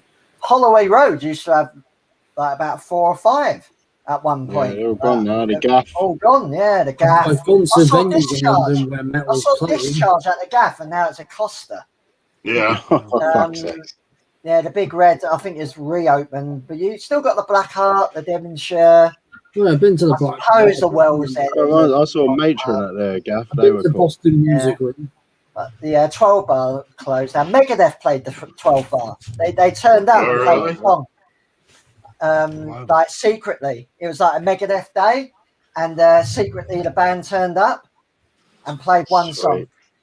Unbelievable. And then that place shut down. But, I was gonna say they set up all their gear just to play one song, and that was it. Yeah, that's really amazing of them. A tiny little pub. What band was that? Megadeth. Okay, they played one 12 bar, song. didn't they? Holloway Road. They Did played. they? I didn't go, unfortunately, but YouTube it. Okay. And there was the one down near the garage. There was another really cool rock pub there, owned by an Australian fella, but they had to close down because of complaints from neighbours. It was near the garage. I love that place. Right? It wasn't a Hope and Anchor, was it? No, it was like not the Hope and Anger, but it was like that sort of name, the something and something. But that was a cool place. But yeah, a lot of them were shut down. Last time I went to London, that was last year. I went to Nambuka in the garage. Nambuka's still going. Nambuka's there. It was the pre-show for FinFest. Yeah. Okay, cool. Plenty of venues, but yeah. What's venues like in Ireland? Unicorn as well. Trev, where you are? You got many there? Yeah, we've a few. They're all in kind of the bigger cities, I suppose. You wouldn't get money, you know. You wouldn't get money locals. doing metal or anything like that in the local spots. No. Nah. Live Nothing music's in Galway. pretty. Oh yeah, there's a couple of places in Galway. All right, yeah. And Limerick, Limerick would be the biggest kind of spot to me. That's Siege of Limerick, isn't it? Yeah. If you guys can ever come over for a weekend, do the Siege of Limerick because it's free and it's there's about 30 to 40 bands playing. To get some really good bands too. They had Orange Goblin headline one year. It was free in. It was fucking awesome. Who else did I have? They've got a few bands from over your neck of the woods. You know, they had Assenville as well, and like I said, Orange Goblin. Who else did I have? Oh fuck, I can't think now. But that's a great weekend, guys. If ever you find cheap flights on a weekend, come over because like it's the gig itself isn't going to cost you anything, because it's free in. But I love Ireland. The few times I've been over there. How they managed to make it free entry? To get sponsorship, I believe. Okay. Plus, as well, the pub gives them everything free because it's packed to the rafters. Right. They've got 3 stages there as well. So you got a little Cool. You got a little underground bar called the Casbah Club. You might be. There'd be a couple of doom bands maybe playing in there. It's cool. Then you have the main stage, the warehouse stage, and then upstairs they got another stage upstairs. So there's always something going on. It's really, really well run. I'm gonna make that journey. It's cool, and it's all fairly underground bands. I've only been to Ireland once. Okay. I've never been to Ireland actually. I never think about it. I never have either. No. A couple of times in Northern Ireland. Dublin. I only been to Shannon. Okay. Yeah, well, Limerick's pretty close to that, so yeah. I've got family all over there, so I've been quite. Yeah. No, it's definitely it's true why they call it the Emerald Isle. It's so green. But definitely, I'll come. When I was in Northern Ireland, I couldn't believe how green it was. This is it. Just like, I loved it out there. Yeah, it's pretty rocky here in the west, but yeah, I know it's not so bad. But yeah, Limerick seems to be the spot where things are kind of, it was doing really, really well. We had in King John's Castle, which was a castle built by Vikings. We actually got Amon Armart and Behemoth to headline. Oh, wow. That's perfect. Awesome. That's awesome. Perfect for those He did bands. a kind of a Man of War thing where he got a crossbow and Is there any kind of a scene in Kilkenny at all? Kilkenny, there was years ago. It was a great scene in Kilkenny, but not so much anymore. The big cities, they kind of have like Dublin, Belfast, Cork. There's a really good scene in Cork, actually. Fantastic scene in Cork. Okay. Yeah. Do you remember a band called Dreamsphere? I do. Yes. They were cool. I like them. Yeah. They were good. Their EP there somewhere. Yeah. They were cool. There's some good. I think one of the guys went on to like a doom band, and I'm sure they went on to like a Record the Hesperus or something like that. Was that? That's him. Yeah. They were fucking good band as well. I don't know. Sometimes my brain, literally, I had no fucking plan I was going to ask that question. It literally just popped out of my head, out of my mouth. The words. I remember the fucking name of the band, just like that. That's your journalistic ability. Yeah, but normally I'd be like, no, I want to mention this band. But if I thought about it in advance, I probably would never been able to fucking remember either of the fucking band names. I remember I wasn't really. Yeah, I remember buying the Dreamsphere. Yeah, the file in your brain just opened up. Yeah, exactly. Weird. He used to work in a record shop called the Sound Cellar, and in Dublin. One of the best and only kind of proper metal record shops. Right. We get people from all over. There's just a small little basement, but he used to have everything in there. And I remember I went in once and I heard a Manowar, and I went to the guy and I said, what's the best Manowar album? He goes and he just turns around to me, he says, I wouldn't put best and Manowar in the same sentence. I was like,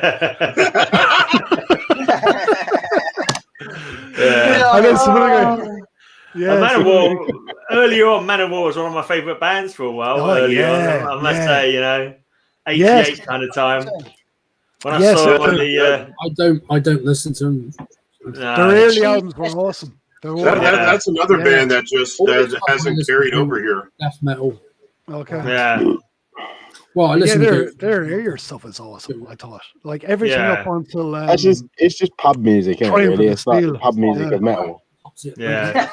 yeah, I suppose. Everybody knows the fucking words. Whether you Yeah. like them or not, you still know the fucking words. Hail, hail to England!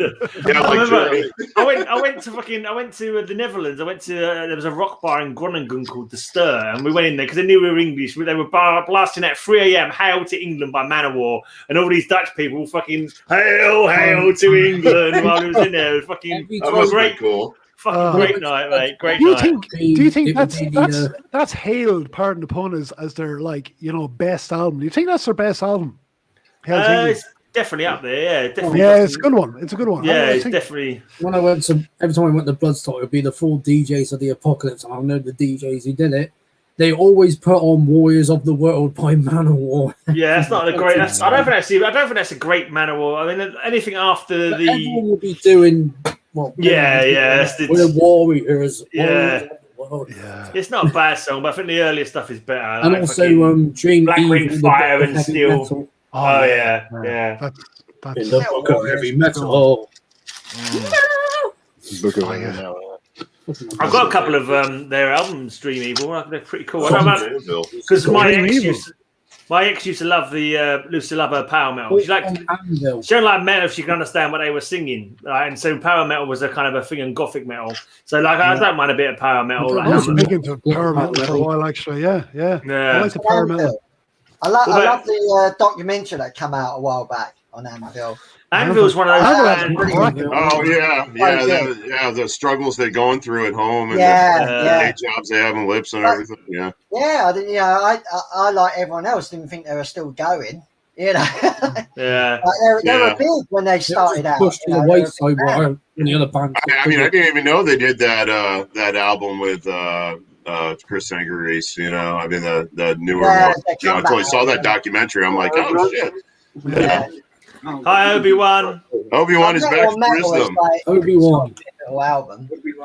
Hello. Yeah, but I mean, they're classic albums. I mean, Metal on Metal, Forged in Fire. Yeah. Yeah. What is it about them with having like always something of something, the two letters being the same, like Forged in Fire, Metal on Metal? It's always like Yeah. 3 words. It's Yeah. cool, isn't it? Like Catchy, innit? it's kind of Interesting point. I never thought about that. Yeah. Belarus Beaver. That was another one. No, it's like Morbid Angel that Plenty of they power. title Yeah, they title their alphabetically. albums going up the Yeah. alphabet. Yeah, you that's know? right. Yeah. First Yeah. album on vinyl, Hard and Heavy. I got that one. Hard and heavy. Yeah. Yeah. My Plenty of band, power. my band did that, but we only had 2 releases, so we only got to B. Oh, Yeah, and go back to Morbid Angels, like Altars of Madness, Blessed Others. Yeah. Yeah. Yeah, the Covenant, Damnation. Yeah. I mean, it goes on and on and on for Formless, it. fatal to the flesh. Eternal for- Yeah, Gateways of Annihilation. Oh, I can go all day. Mm. Yeah. Go on with that. Yeah. When you were talking about The Jim Beerman show, he's going through all the bands one letter at a time. He's still on the B's. Oh, yeah. He's not on the C. Was it- B. Was it Heretic? Heretic was Morbid Angel, wasn't it? Yes, Yeah. it is. Yeah. I thought that was Yeah. awful. Two albums ago.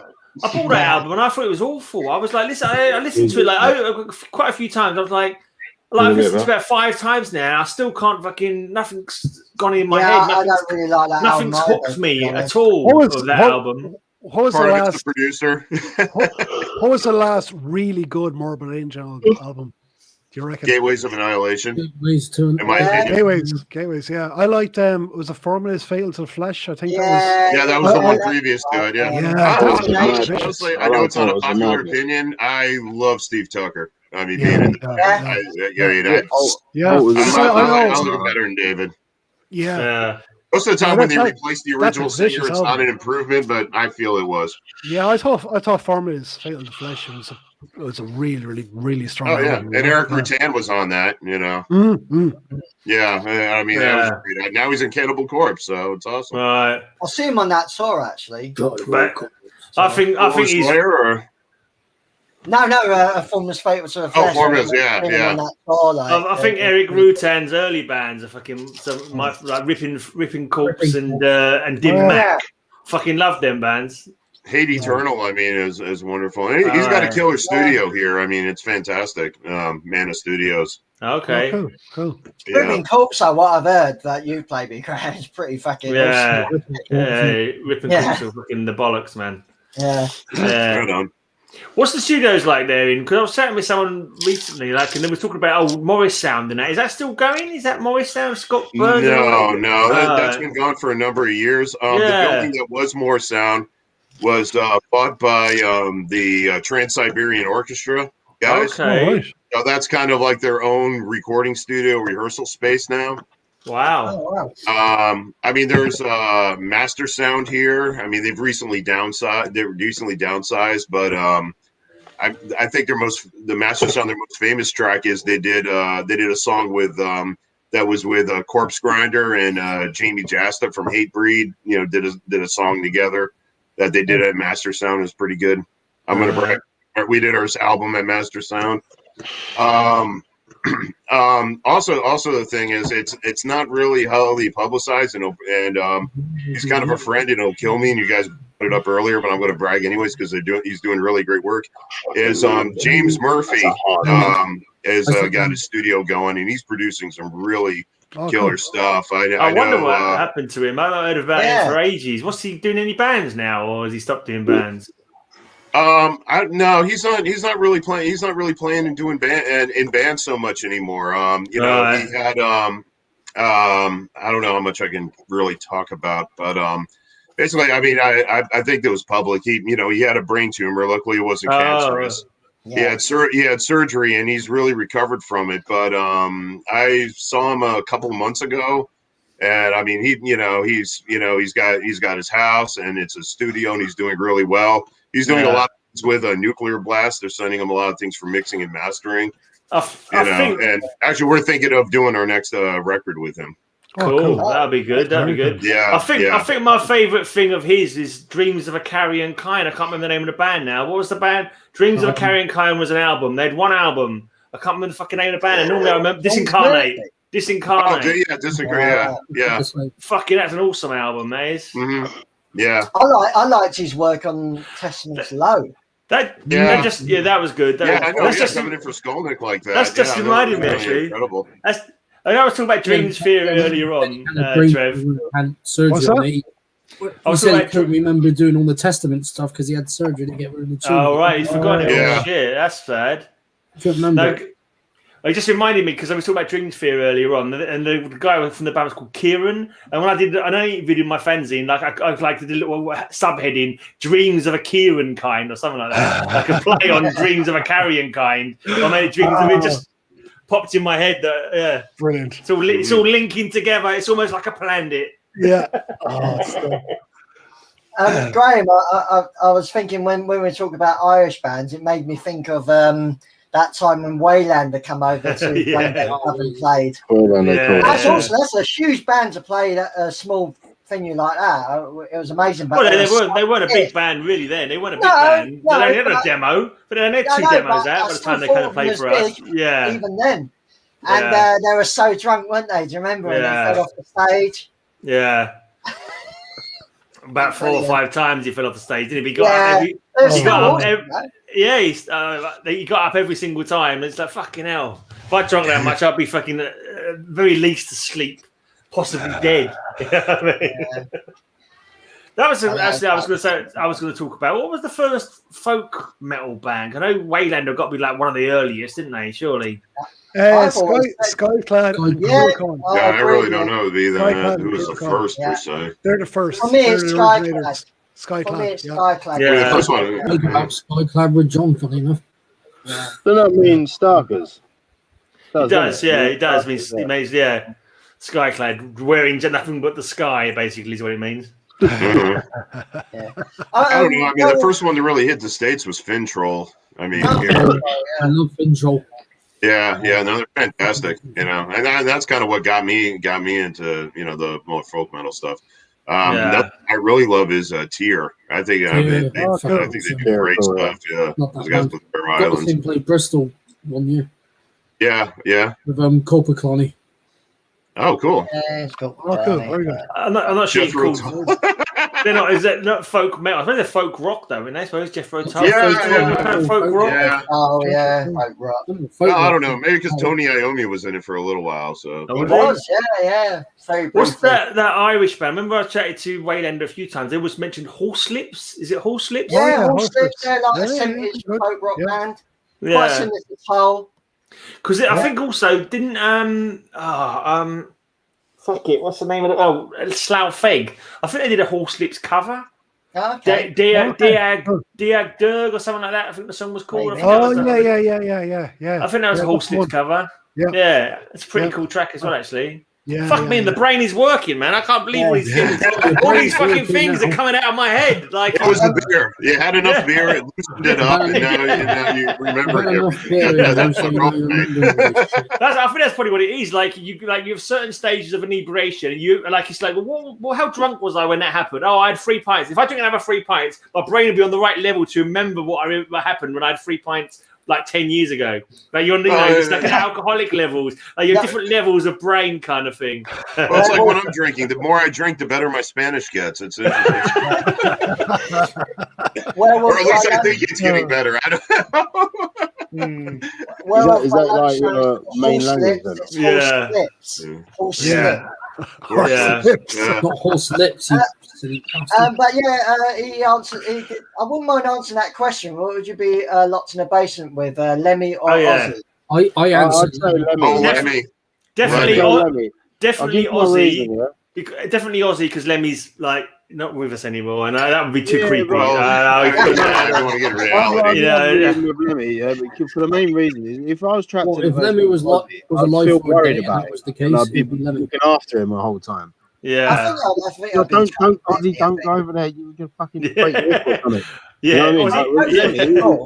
He'd be like, "Don't mind me." Yeah. Can we have both werewolf? That'd be cool. Well, if Lemmy was alive for that, I have met that Lemmy. one day, and he's I've in met Lemmy. I've not met Ozzy, but I've met Lemmy. Yeah. 2 guys, 1 horse. I wouldn't think to Google that, by the way. Never Never in my life, but thank you. I never met either Lemmy or Ozzy, but I think Lemmy would be much more down to earth person. You know what I mean? I think he's more likely to actually chat with you. Ozzy, I think, that's what happened.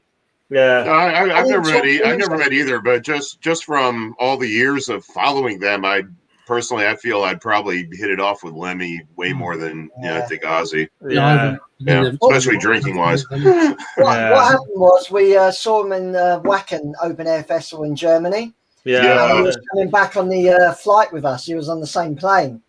And so he was in the area. I didn't want to approach him or anything. I'm not really into that. I'm not I'll take a photograph. I'd just rather leave people alone, you know. Yeah. But he just was walking with us to the plane, and my sister started talking to him, and we weren't talking about music, just normal shit. It was cool. Yeah. Really awesome. I think he appreciated that we weren't talking about the normal crap, you know. Yeah. How wonderful you are. Bill Campbell was there as well, so we're talking to him as well. That's what I do with my metal chats. I don't just talk metal. We talk horror films. Anything that interests them. I bumped sometimes it's more fun just to talk about hobbies and and other things you're into besides just focusing on the music all the time. It's good to get like a broad range of what they're about rather than just the music, isn't it? Sometimes, to get a better idea of how they are. I very much agree with that. Yeah. Wow. I saw. I like that. I like I got a friend of mine who does like a podcast show, here in the States, and anytime he's had me on, it's like we talk about the band for like maybe 10 minutes, and then the rest of the time we're like talking about Star Wars. Yeah. Tell him to come on here one night. Drop him a line, say come and check out. Yeah, Mike would love this. Go and do a Heavy Metal Hangout. Down with this, yeah. Tell him you met Obi-Wan. I did. Yeah. Obi-Wan's really in the UK. Trust me. Yeah. Well, I mean, Ewan McGregor. Yeah. Awesome. Use the Force, Luke. I'm not Luke. Oh Lord! I met Steve Harris once coming out of a gig back in the day. I can't remember who was, because one of the bands that was playing, Iron Maiden weren't playing, but one of the bands who were playing had supported Iron Maiden on one of their tours. I can't remember who it was now. Might have been Nocturnal Rites, maybe.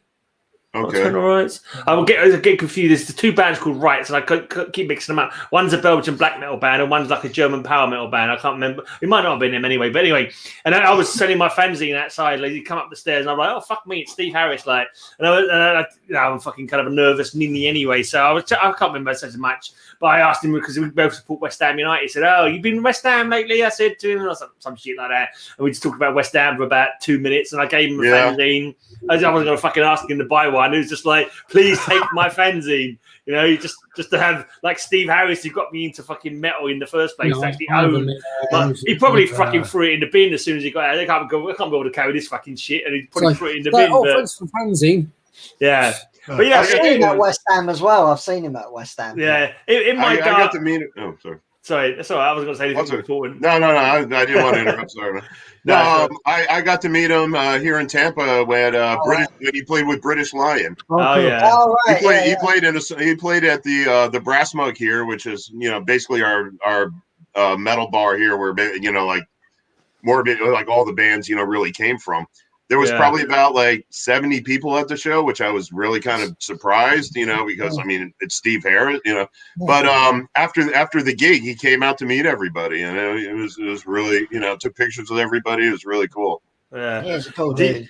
Do you need to be excused, Trip? Do you need to go to the toilet or something? No, I'm just fucking hanging, mate. I was up to that. He's literally hanging now. Yeah, picture your little kid at school, like putting his hand up to be excused to go to the toilet. No, I'm just hanging, mate. Right. Stretching your shoulders out, or yeah. I'm trying to keep awake, man, but I ain't got any drugs. Well, I've actually met Stig. I know it's kind of late over there. That's right. Yeah, what is it? It's fucking. I've actually got to leave you now, guys. Actually, I'm afraid I have to go do something. Like the band of Meebix. So what's that, mate? You got to top it off.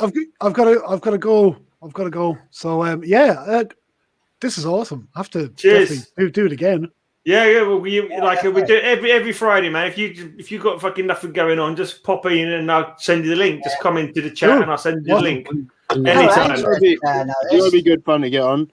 Fucking Levi from Kifra. Yeah, right. Drop him a line ask him if he wants to come in. Yeah, that's cool. We had a couple of guys. He's high on life, isn't he? So we had two guys from Void in a couple of weeks ago. We had Gerardo and whatever the fuck. I keep forgetting the other guy's name, but Gerardo and Fabio. Is Fabio still with them? No, it wasn't Fabio. I can't remember his name. Anyway, Fabio's Kifra, wasn't he? So I'm getting mixed up. We're going to say goodbye to Trevor anyway. Trevor wants to go, so let's say goodbye to Trevor. Cheers, Good luck with your. Never mind. I was going Good luck with your award ceremony. I was about to say. Yeah. I've heard of Meebix, but I never actually listened to him. I met the guitarist here in Bristol because it was at the Croft. It's changed now. The name's changed, but he was there with a few. Old school, isn't they? Well, old school, kind of crusty. He was just there, and I thought, Thrashy punk. I got to ask him. Yeah. Excuse me, are you Stig from Meebix? It's like, yeah. Oh, nice to meet you. Nice to meet you. Long conversation. 2018. Hello. It was before Napalm Death was on. I was just sat where the bar was, and all of a sudden I saw Gregor McIntosh walking up to the fucking bar. Greg from Paradise Lost. Another death metal band now. I just Gregor McIntosh from Paradise Lost. I wouldn't even fucking recognise anyone, man. I barely recognise anyone. I barely recognise myself. But first thing I said was I like Paradise Lost. He was like, "Oh, cheers, mate." I've got face blindness. I don't recognise faces, man. I'm fucking terrible. I like face blindness. He's death metal side project.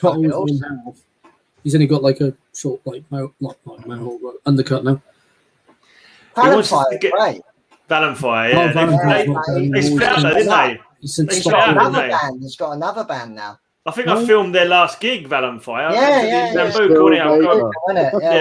Cheryl Baker wasn't she some Bucks Fizz? It was Cheryl Baker from Bucks Fizz. Yeah. We'll get her on that. Where you got her contact details? If you got her that's all right, record breakers. If you got her contact details, Werewolf, tell her we'll have her on if she wants to come and chat metal. Right, get on. Do you know what comes through the post today, Graham? Letters? No, the big fat record? parcel. My book. Oh, yeah. Oh, your book again? Yeah, but this is the book again. You got to plug the book. You had it recently. No, this is the official book now, the proper one. What was the one that you had one? No, that was a, what do they call them? A test copy kind of thing. Test print. Okay. Yeah, test print. Okay. So I've written a book on the band Hawkwind, if anyone likes Hawkwind. Hawkwind. If you like Hawkwind.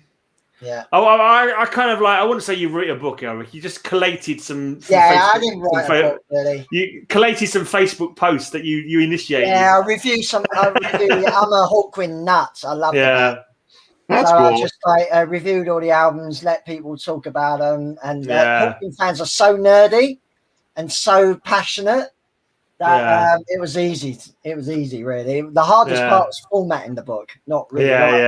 But yeah. Cool. Available at all good bookshops. No, it's not. It's available on Amazon and me via me. It's available from the back of a bus. Elric's sitting on. Like, he's got it stuff in his. Excuse me, mate. Want to buy a book? Want to buy a Hawkwind book, Governor? I've sold about 30 books. I got watches and a Hawkwind book. Yeah. Want to buy a Hawkwind book? Comes with a free bag of drugs. Hey. You can get the Lemmy package with amphetamines, or you can get the psychedelic. Yeah. So you need to put an acid tab. You need to stick an acid tab, little fucking plastic thing of acid tab to staple it to the front of every copy of the book, mate. Oh yeah, you'd be on the New York Times bestseller list with that for sure. Acid the pages. That's a good. Dip the first page in acid, like fucking the people can tear off little strips. And you'll sell like 1 million copies in a week. I'm telling you, they would have done something like that back in the day. Yeah, and get arrested probably at the same time. Yeah, but it would have been a great stunt. They would walk out of prison millionaires, you know. Yeah. Honestly, Hawkwind are like no other band. It's almost like a universe of Hawkwind. It's like because there's so many albums, so many lineup changes, so much to delve into, like a complex band. They're kind of like a world. They're like their own genre, and Hawkwind are like their own genre. Yeah, space rock, they kind of acid rock, whatever you want to call it. Like sci-fi progressive. Yeah. They're like the prog rock band that Punk's like. Right. They're there because they had the attitude, and they're a very heavy band actually for the time. Very heavy. Yeah. Band. I was just and Lenny was in them. Carried over to Motorhead. Yeah. Well, Motorhead are like if you probably do know about Motorhead, that obviously the band was named after the last Hawkwind song that he wrote. Right. Yeah. He wrote Motorhead as a Hawkwind song. It was a B-side of a single. Wasn't even an A-side. And he just took the name and formed Motorhead. Yeah. It works well though. What was he saying, Jake? I was saying Osric Tentacles. Yeah. Yeah, they go into that camp as well. Yeah, they're a good band. I like them. Because you said space rock, I was like, yeah. No, Hawkwind are cool. What was that first band? Was it fucking the Rockin' Vickers or something like that? Was his first band? Yes, that's what he did first. Dandy, where you ought to go now? Yeah, it's pretty cool stuff, actually. I've not heard it. I never listened to it. You know what's really hilarious? Actually, I was in a Walmart like late at night, and that came over the speakers. I couldn't believe it. Really? I stopped in my tracks. I'm looking at my wife, and I'm like, "Holy shit!" She's like, "Well, what's going on?" I was like, "No, this is the Rocket Bakers." I was like, I love about they're playing this at a freaking Walmart in Florida. I was like, this is what I love about the shops in Florida. It's baking hot outside, but as soon as you go into like a Walmart or something, it's just air conditioning, and you just. Yeah. Just like, this is so good. Yeah, and it's like 35 degrees outside. I always gone there in the summer. Well, the first time I went was in September. I've got quite a rare album here, that's worth a lot of money. Oh yeah. After Rockin' Vickers, he did a band. He joined a band called Sam Goppel, and he was actually it's the first time anyone heard him sing because it's the first time he sung. He was a guitarist, he wasn't a bass player, so I got the Sam Goppel. Album. Oh wow! There he is on the left. Cool. There he is. Yeah, that's got to be. No. Keep it there. I want to see it in full screen. Which Yeah, one is there it? it is. And that was before he roadied for Hendrix. Yeah, that would have been. This is 1968. Yeah, just beforehand, yeah. And he was known as Ian Willis. Okay. Ian Willis. What did you talk about, Willis? Wow. I'll tell you what, it's a psychedelic rock album. It's a really good album, actually. I'll have to check that out. It looks like it could be an early This is like worth about. My copy is really good condition. I'll have to check that out, actually. Because I want to see what Lemmy did before Motorhead besides Hawkwind. I've heard Hawkwind, but I haven't heard that. Did anyone check out Ronnie James Dio's 60s band? Like he was like a doo-wop band or some kind of like fucking band. Ronnie and the Rockets and something like that, yeah. Whenever somebody says Ronnie James, I did not know that existed. Shepherd's Pie. Well, he did Elf, didn't he, to start with? It was more Google it right now. Shepherd's Pie, what's that about? Shepherd's Pie. Just Google it, mate. I assume Shepherd's Pie. Who is Shepherd's Pie? Is that a band or Ronnie James Dio? Just type it on YouTube. Get Ronnie James Dio and Shepherd's Pie. Just type that in. You'll find it. Best advert you ever seen in your life, mate. You're joking. I don't think Shepherd's Pie. I just think the fucking thing you eat. It's good, mate. Band. So we are Shepherd's Pie. Cool. I can't believe you don't know that. I can't believe. I knew he did they serve shepherd's pie at the gig? I mean, was that a all I'm getting is Gordon Ramsay, mate.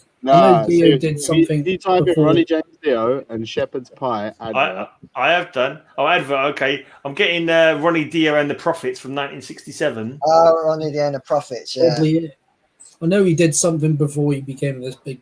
You got to play it on it. Yeah, Rainbow and all that. Well, yeah, Elf. He was in. The first albums he really produced was Elf, Electric Elves, and then Elf. Right, I remember that. Yeah, they're more like a boogie type band. Not that good, actually. I don't think, but.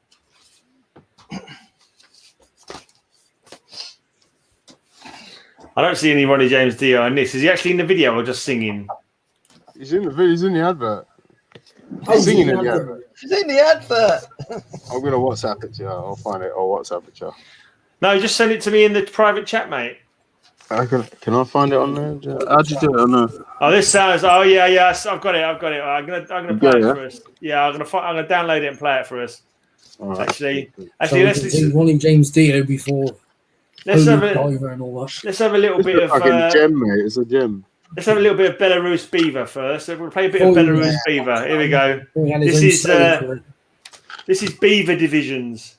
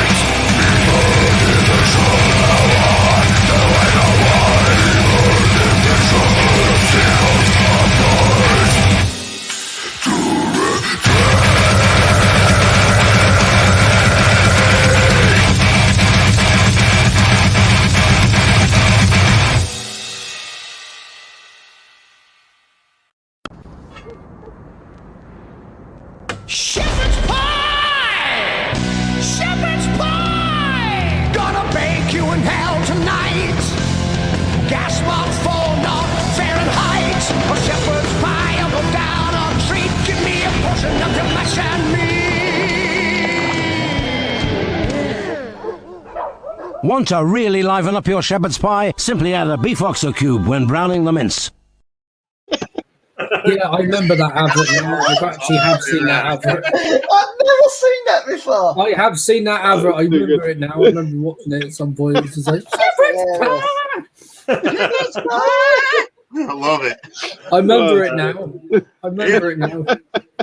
You know, like anytime I go into a pub here, and I'm gonna have to order shepherd's pie like that. I'd be like, I want the shepherd's pie. You know, you got to say the waiter looking at me like that. You got to say shepherd's pie like that. Go shepherd's pie. It's perfect. Yeah, you got to do it with the hand gestures, you know. And make sure they put an OXO cube in the gravy as well, whatever it was they said. Portion of your mashed meat. Yeah. I never have. I see him in Spain, actually. I like Quo. I like old Quo, like 70s Quo.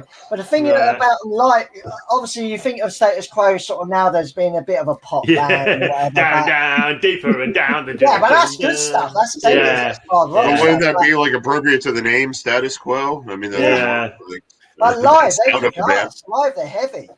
They always have been, right? So when I see them in Spain, I was like, shit, they're like a good. When they were both still alive, anyway, but they're not. Unfortunately, it's still going. It continues. Yeah. No, quite all right.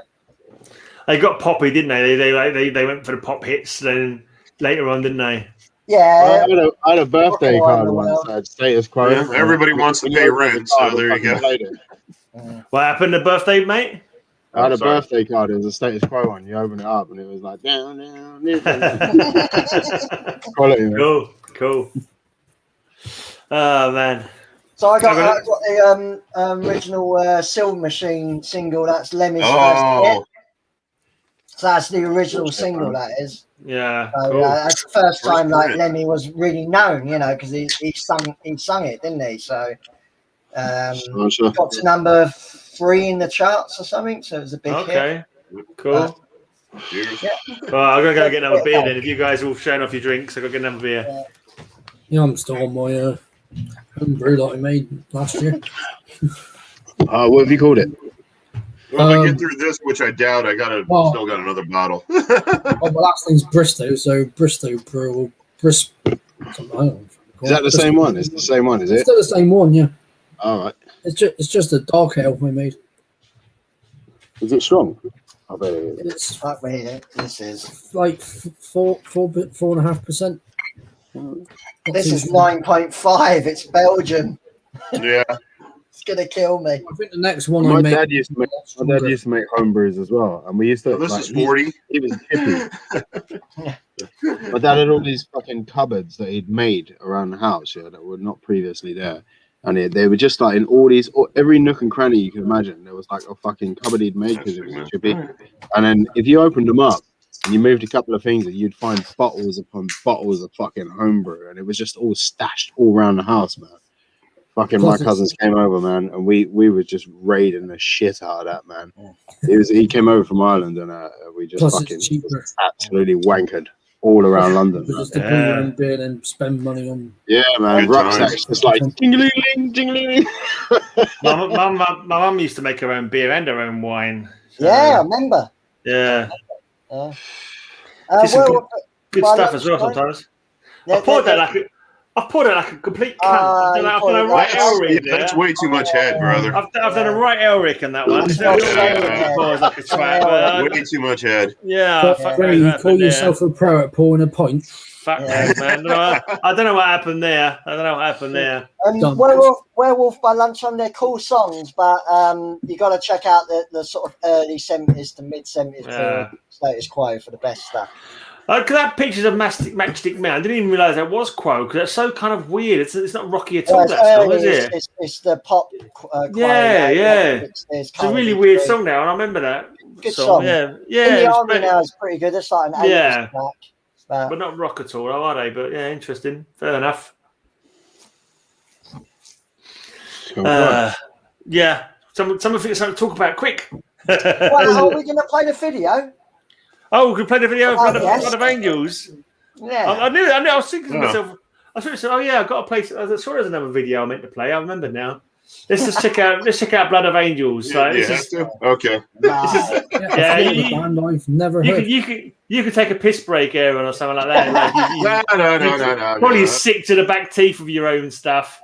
No, it's okay. No, I gotta hear the banter and the critiques that go along with it. So it's all good. Yeah, exactly. Yeah, here we go then. Come on, guys. What's rock? Yeah. Support your local metal people.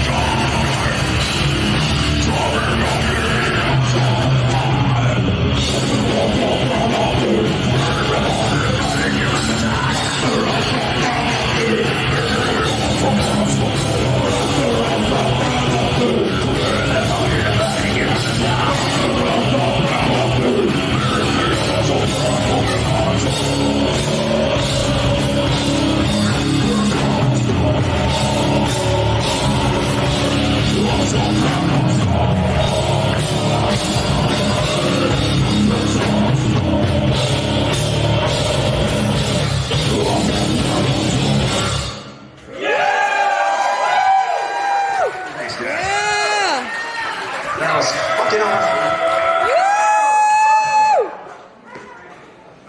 The corrupt guys are nice and stuff. You're Retched, baby. All right. That was fucking sick, man. That was quite raw because of his live footage, of course, and the sound kept going up and down because the guy was walking around with a camera rather than staying in one place. We're walking around. Low level stuff, but what was that lady doing with the piece of paper? Oh no, she was the owner. At that particular gig, we were one of the opening bands for Out of the Darkness, which is they had the drummer. I don't know his name, but he was in Iced Earth. Oh, so yeah, they were the headlining band. So yeah, she was basically holding the piece of paper, telling me like, "It's your last song, right?" You know. And that was the plan. That was her last song in the set. But, what happened to that? What happened to that as the blinking, the universal language for last song? You know, you don't. I don't know. Probably because we ignore. You know. We're like, oh, we didn't see you there. It was too dark. You know. So fair enough. She was the one running the venue. Yeah. I put down in the comments, Mohican Mike Muir. It's like your singer's like a Mike Muir with Mohican with his bandana and like. He's kind of got that. He's kind of got that look going. Randy does. All he wants is a Pepsi. That's all he wants. He just wants a Pepsi. All he wants. He'll be happy with that. Yeah. Well, in his case, he just wants a joint, really. But I was going to say, Aaron, as well. Like, if you look, you've got private chat. Jake and Trips have put their emails in private chat. Yeah, you see it. So if you could send them an MP3 and they can play you on their podcasts. I'll do like a WeTransfer thing of a zip file, the whole album, you know, so you guys can go through it. But no, I appreciate it. Thank you. Yeah, good stuff. That's new bands to play on my podcast. Yeah, it's kind of one of the reasons for having fucking like people from doing shows and having a band on, so everyone can like find bands they don't know about already. You know, and you can find out about podcasts you don't know already. How about new bands hitting? New people I don't fucking know, Gray. Exactly. Well, there's so many bands. No one can know all the fucking bands. I know. That's why it's always good to fucking find out new bands. You know, that's why it's. I don't even know the songs that get uploaded.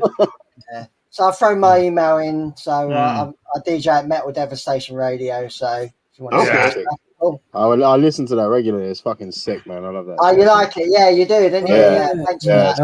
Elric played Herbicide on there. Oh God, I played a bit of Herbicide over a couple of weeks. I played your whole album, I think. You played the whole album. I love the fucking skits that they've got on there. The bits in between the songs. That's quite off of GTA or something like they're fucking well funny, man. Yeah, because it got weird, didn't it? You had to have proper adverts on there for a while, didn't you? Yeah, proper adverts for a while. Yeah. What happened was with streaming radio, internet radios, it become really expensive.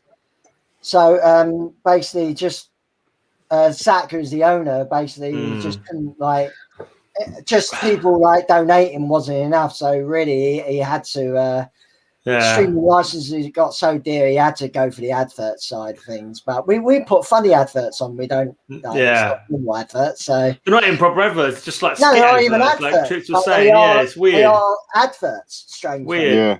So they sound well GTA, man. They're well funny. Oh, I fucking love the adverts in GTA. Yeah, the best. Especially the third one it was a cooking one where this French guy's like, it's like, I don't understand what he said. What? You do not understand blur? Am I not speaking American? I ain't played GTA in ages. So fucking stupid. I just love it. Always go around playing the metal channel though on GTA. Yeah, that's what I did on the San Andreas. Every time it was like, oh, there's a rap or hip hop station on. No, I'll just change it to the fucking metal one. Yeah, cool. It's got to be done. Has to be done.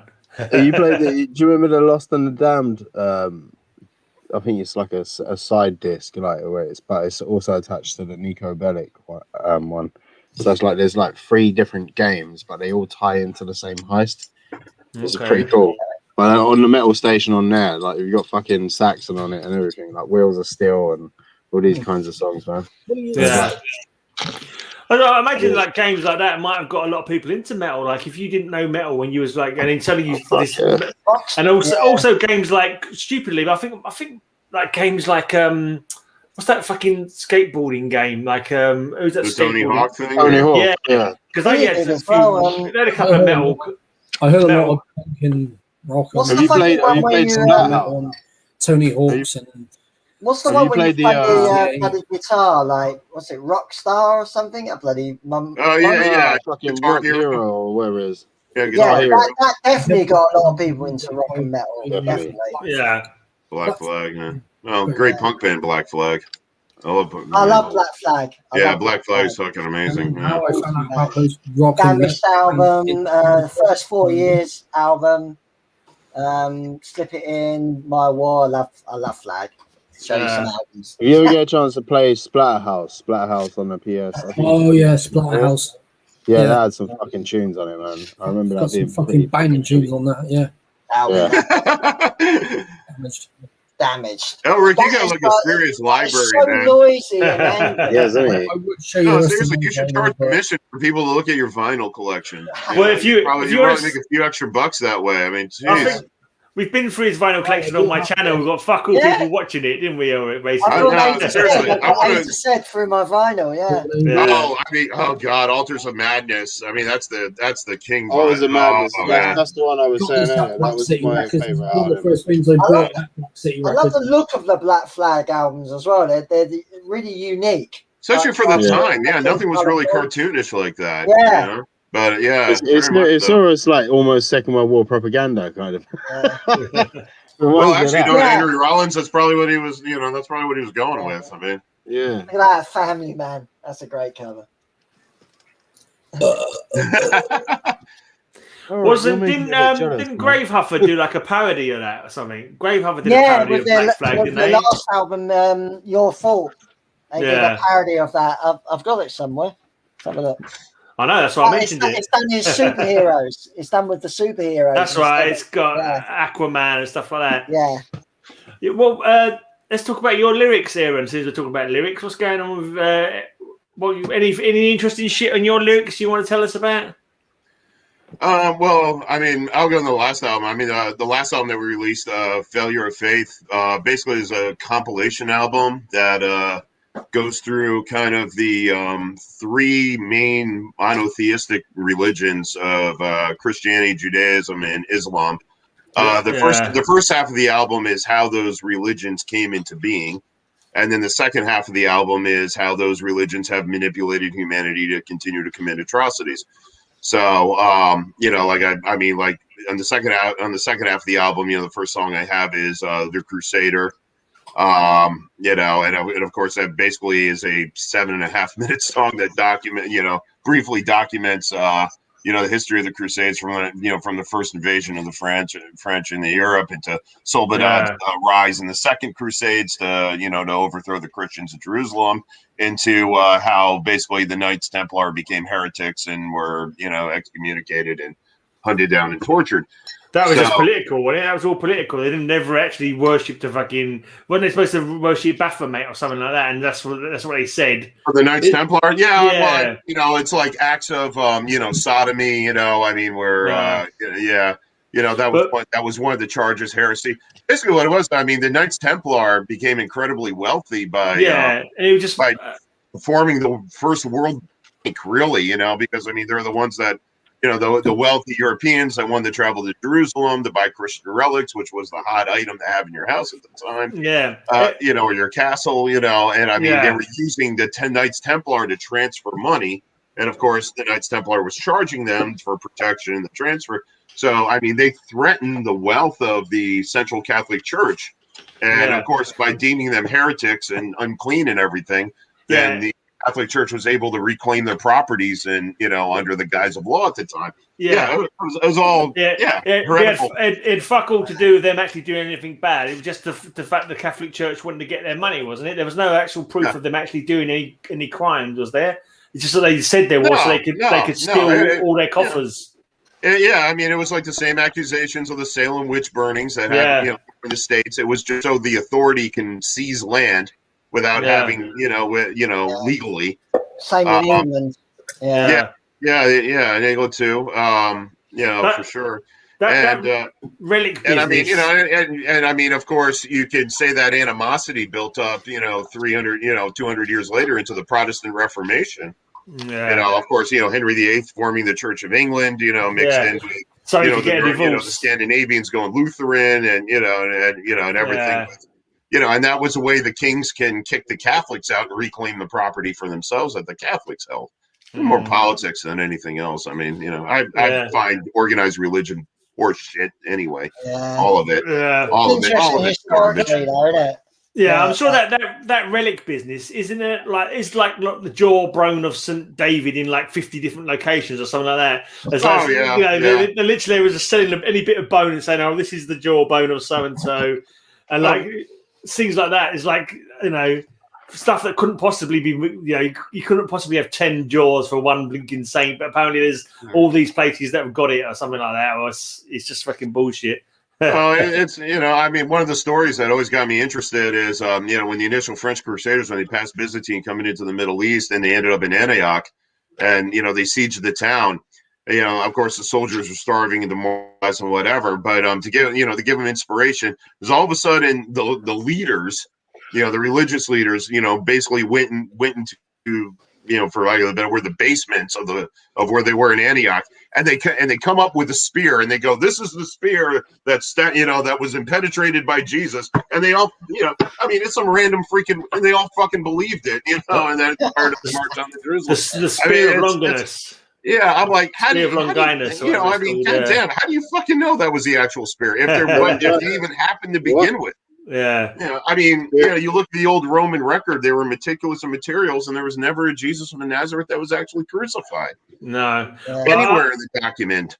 There was what made me quite intrigued is a lot of the places like Nazareth and stuff like that. There was never a place called Nazareth. No. Until like Constantine's mother or something went over there, and she found out that these places that are in the Bible didn't actually exist in the Holy Land or whatever. So she fucking said, they invented them. So we're going to call this place Nazareth, like because it's in the Bible. There should be a Nazareth, but it hadn't been before that point. Most of the reference points were just shit hijacked from other religions. Yeah, exactly. Like the Garden of Eden. The Garden of Eden wasn't even a fucking garden; it was a hall. Yeah. Right. Yeah. Well, I don't know if you ask them. Actually, it was really funny. You ask the Mormons here; they think the Garden of Eden was in Missouri here in the United States. My God. The Mormons. I mean, that's a whole level of. They're fucking insane. I mean, to me, one of the biggest scams is the whole Shroud of Turin, and in northern Italy. I mean, it's been carbon dated. It's a 12th century forgery. Yeah, I mean, it's been proven. But yet, still, people go thinking that was the shroud that was wrapped in Jesus. You think if they wrapped in Jesus, it'd be like filled with, with his blood and everything.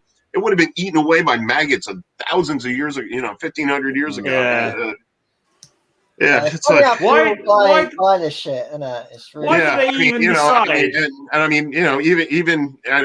not just to rag on Christianity, even Judaism. I mean, the Wailing Wall. That was carbon dated, built in the early times of Pontius Pilate's rule down there in Judaism, and they still think it's King David, who built that thing. They're still, even though the science says no, it was built several hundred years after. It doesn't matter. It doesn't matter. It's their faith. It's their. Don't worry about science, Yeah. Fuck the facts. We're still going to hold on to this crap. Yeah. And despite the fact that God promised them the Holy Land about 50 times in the Bible, they never actually got it till fucking after World War II, did they? Yeah. 1948 is the official centennial, and that's when Jesus is going to return now. Yeah. And another Christian cult founded in my country, sadly, the Seventh-day Adventists. That's their latest thing. That's when Jesus is going. I mean, they predicted when Jesus was going to return 15 times since the formation of that church. Of course, dead wrong every time, but that's their latest. 2048 at the Centennial of Israel, he's going to show up on the Temple Mount. When did Jehovah's Witnesses? Was that an American one as well? Yeah, that's very much another sad, which again, that's the final song of our album. It's called America's Mythologies, and I bring out the three, Mormonism. We talk about Mormonism, Scientology, which Scientology. I know. That's an interesting subject, and then Jehovah's. We bring those three in the song, but there's many other interesting creations. What did you say, Headtrip? I missed what you said there a minute ago. I said, tell him to stop knocking on the fucking door. Oh, who's knocking on the door? Jehovah's Witnesses. Oh, we've got one of the HQs around the corner, haven't we, Graham? Do you have a problem with those in the UK too? At the moment, not so much. At the moment, they are sending letters randomly to people, handwritten letters, because they can't knock on the doors anymore because of the blinking lockdown. We've had a letter at our house here. My girlfriend's had a letter, and some poor bastard, not printed even, off a computer. They're actually handwriting these fucking long letters, trying to fucking get you to, like, I don't know, fucking ring them up or something and talk about Jehovah. I don't know what they're trying to do. But it's like, man, because that's part of the same with the Mormons. It's part of their, I don't know if you would call it their creed or indoctrination, whatever. They've got to, like, witness or whatever for so many hours a week or something. That's the story, isn't it? Yeah, and you would say holidays. Replying, it's been a little while since I had Jehovah. Yeah. No, Hey, Jehovah. No. Are you all right? I'm starting to worry about you. No, not had Jehovah for ages. 9 years ago. She had Mormons knock on her door, and she just this was years ago before I was even born. They knocked on her door, and she just shouted out the window, "Roman Catholic," and they fucked off. I put up a Baphomet. Well, we had I actually bought it. I don't believe in that. Right? I've got a separate set of beliefs, which is nothing to do with it. Me, you'll just be, "Hi, have you got time to talk about?" I bought it and I stuck it right by the door, so that when we open up the door, I'd open up the door and go, "Hello." And then, hello, how are you? How can I help you? And they're just standing there mortified looking at that. And they'll be like, it's okay, I think we've got the wrong door. I think on my door, I'll just like, they're like, "Hi, have you got time to talk about I'm a pagan?" Yeah. I think you got Headtripitarianism, isn't it? That's your religion, isn't it, Trips? Yeah, Headtripitarianism. Yeah, that's it. Greyism is my religion. You guys should all worship me, man. I'm telling you. I'm a Tripitarian. Sure, why not? Unlike many other messiahs, at least you exist. It's funny though, you know your stuff about religion, though. You certainly delve into the history. Yeah, Aaron. So I'm sorry, Elric. No, I said you seem to know quite a lot about the religion. You seem to like delve into the history and know quite a bit about it. Yeah, I mean it's a subject that's always fascinated me for many years, and I guess the best thing to do, is the read as much as you can about the different faiths, which I have. But I mean, I really did extensive research, for the lyrics of the album, and again, it's not based on any kind of spiritual bias or, I mean, like I said, they're all full of shit to me. So, and that's really what the album is about. Yeah, because it's so kind of like the thing is, like religions, they don't even agree with each other. Even the ones that fucking recognize the same Bible don't even have the same beliefs. There's like people of the scripture. No two blinking churches agree on the same scripture, did they? Or How the can same that be? How can you? Well, I mean, if you really want to have a new laugh, check out the New American Bible. That one is hysterical.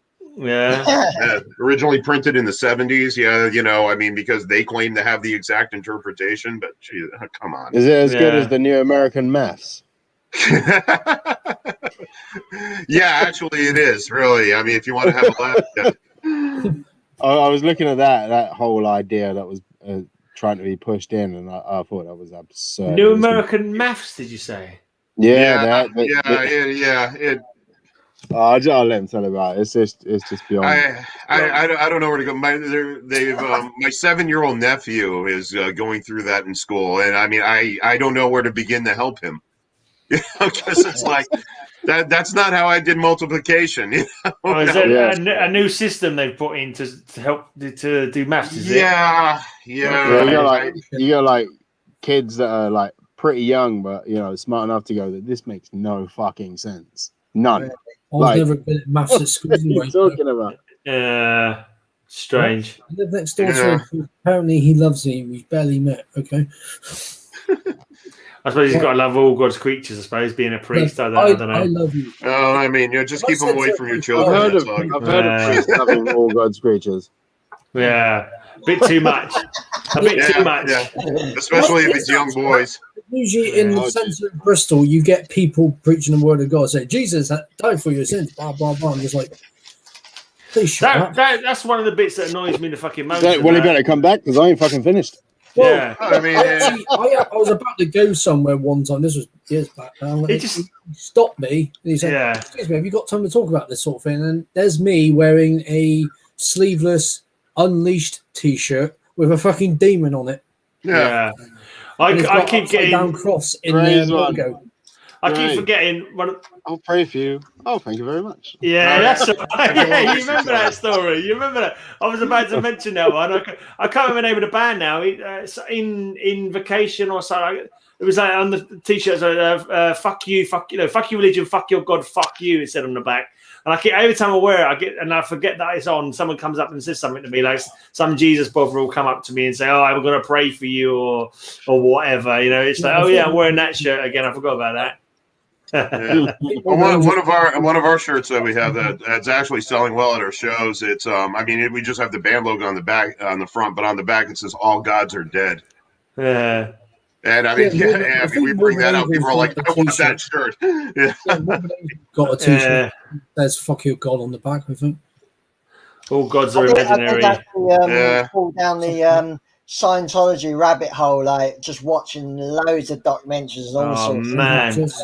That is nuts. Yeah, so is Mormonism, really. When you look at it, like, there's absolutely no fucking proof of any of the things that it says. The guy was a known blinking charlatan, a known liar and con man, and it's just ridiculous. But it's just goes to show. I was surprised. I didn't realize that Mormonism had come over to the UK. That's kind of scary. But Scientology is I would say money-making scheme. Fucking Jeremy Kyle made it. If he can make it, Mormons can make it.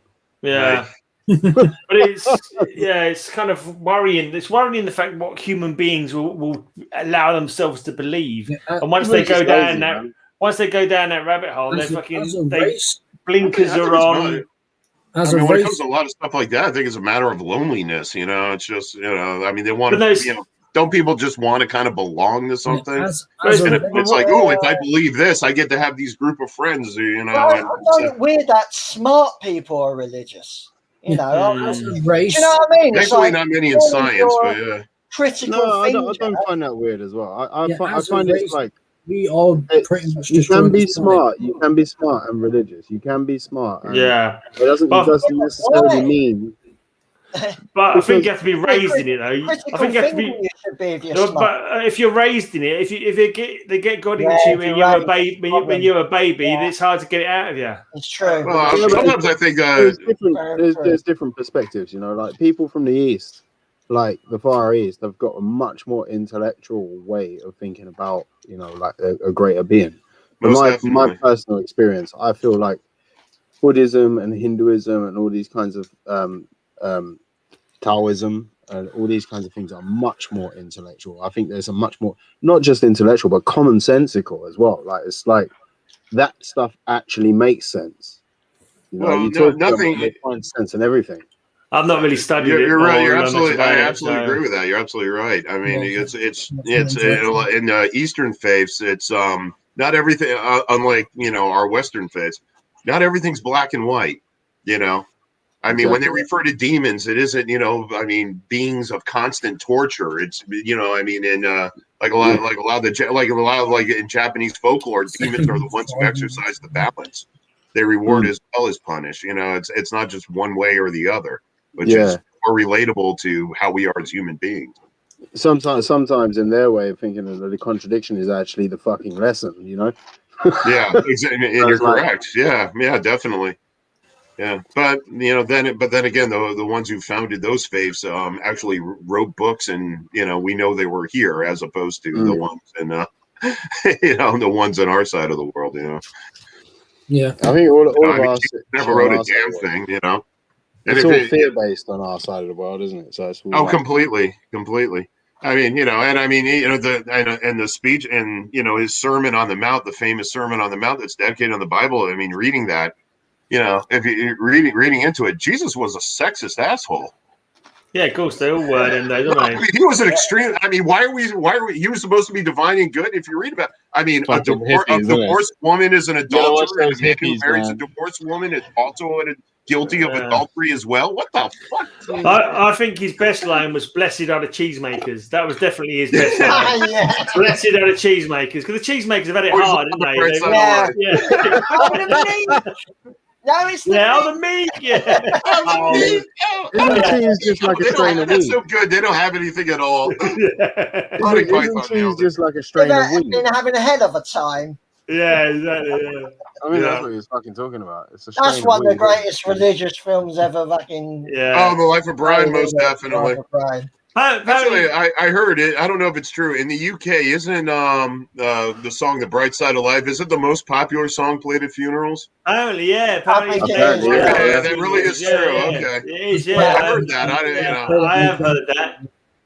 Eric Idle said it in an interview, but I wasn't 100% sure. Those people are very spinal tap sense of humour, aren't they? That song was played at my grand's funeral. That one. I think it's been played more than Cancer. Put it that way. I'm pretty sure. Cancer.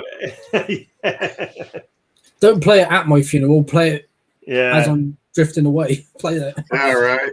Potter's noses. Get your bag of Potter's noses here. Chaffinch's spleens or whatever it was. Yeah. Oh yeah. That reminds me. There is actually a band I think I played on my show once. They're called the People's Front of Judea. People's Front of Judea. Quit splitters. We're not the People's Front. That film. One play. Tom Jones played at her funeral. All right. Fair enough. Yeah, so why not? Why not? Yeah. Whatever, floats your boat. It's all good. It's all right. They got into a lot of shit with that film in the UK. It was banned for a while. And The Life of Brian? Yeah. Oh, man. And the religious uproar, but shame Trevor's gone. We could ask him about how it went down in Ireland. I bet he got even more uproar in Ireland because they're a lot more religious, aren't they? Yeah. Isn't abortion still legal in Ireland? And America. I'm not sure I think it's slightly less criminalised than it was. I think it's all right. I think they're trying to get it illegal again, abortion. Because I remember it was the thing, like a lot of women in Ireland were going, into the UK to for have abortions. Yeah. I think you might be. I'm not 100% sure on the rules over there. I think gay marriages have been allowed now, so that's a step towards the 20th century at least. Yeah. Right. It's a step out of the dark ages. They're trying to overturn that in the States. As well as that song being played at my grand's funeral, I'm always like on the bright side of life. We had Louis Armstrong. It's a Wonderful World. Oh yeah. But I was too bloody, obviously, at a funeral, too upset to bloody enjoy it. So. Yeah. I actually thought that was one of the first albums I ever bought. If it was me, just play some death metal. That's fine. Yeah, I think we had the Hippie Hippie Shake played at my mum's funeral. For goodness, was it Hippie Hippie Shake? I think it was. I can't remember now. I think it was That's Hippie kind of a Hippie lighthearted thing. Yeah, and I want Typo Negative. The song "Everything Dies." To me, that when I go, that's what I want. That's to me, that's perfect for a funeral. Didn't he die? He died a few times, didn't he? But Peter Steele? Yeah, he died a few times, didn't he? Yeah, I mean, over 10 years now. I think he played a trick though a couple of times, didn't he? Probably. And then he actually did. Yeah. Well, he's been dead since 2010. The day that he died was the day I got to Brooklyn. I got to Brooklyn that day, and he fucking died. I got to New York Penn Station. I was like, "Is there anything I should be looking out for?" To the bar lady that was there, and she was like, "Oh, if you're going around Brooklyn, look out for Peter Steele. You can't miss him." Oh God! Yeah, the day I got there, I fucking missed. I don't know anything to avoid meeting you, Headtrip, man. What can I say? I mean, you did it, Trevor. Oh, he must have heard. He must have heard it was coming. Someone must have warned him. Someone must have... Oh fuck! Time to die. He probably sensed it. He probably sensed it. Like, oh shit! Trying to find an off license in that fucking town is impossible. It is. I was like, "Where's the off license, mate?" And he was like, "Who do you want to off?" Yeah, I don't think it's a phrase they use. I'm sure. It's like the convenience store, wasn't it? Convenience store or something like that. Oh, we knew there was fucking bulletproof glass in there. And there was I think she was a Japanese woman that owned the store. Not very convenient at all. No, it wasn't convenient at all. She basically hunted me out of the place. Yeah, I remember when I went to America, I was about 13. I was dying for a fucking piss in San Francisco, and I was trying to find a toilet. And like I was asking people, is there a public toilet? I need a fucking public toilet. I need a piss. The toilet? What do you mean toilet? And you mean a restroom?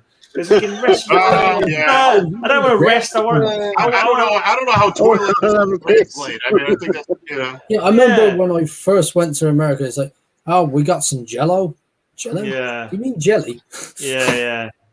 Do you ever get people like mimicking your words when you say so? Axe. You know, I said to my girlfriend, I was like, it's a bit chilly outside, you better put on a jumper. And there was this Korean guy, and he was going, jumper? And he just kept doing that. Like, everything I said, it was just like mimicking. I was like, stop it. It's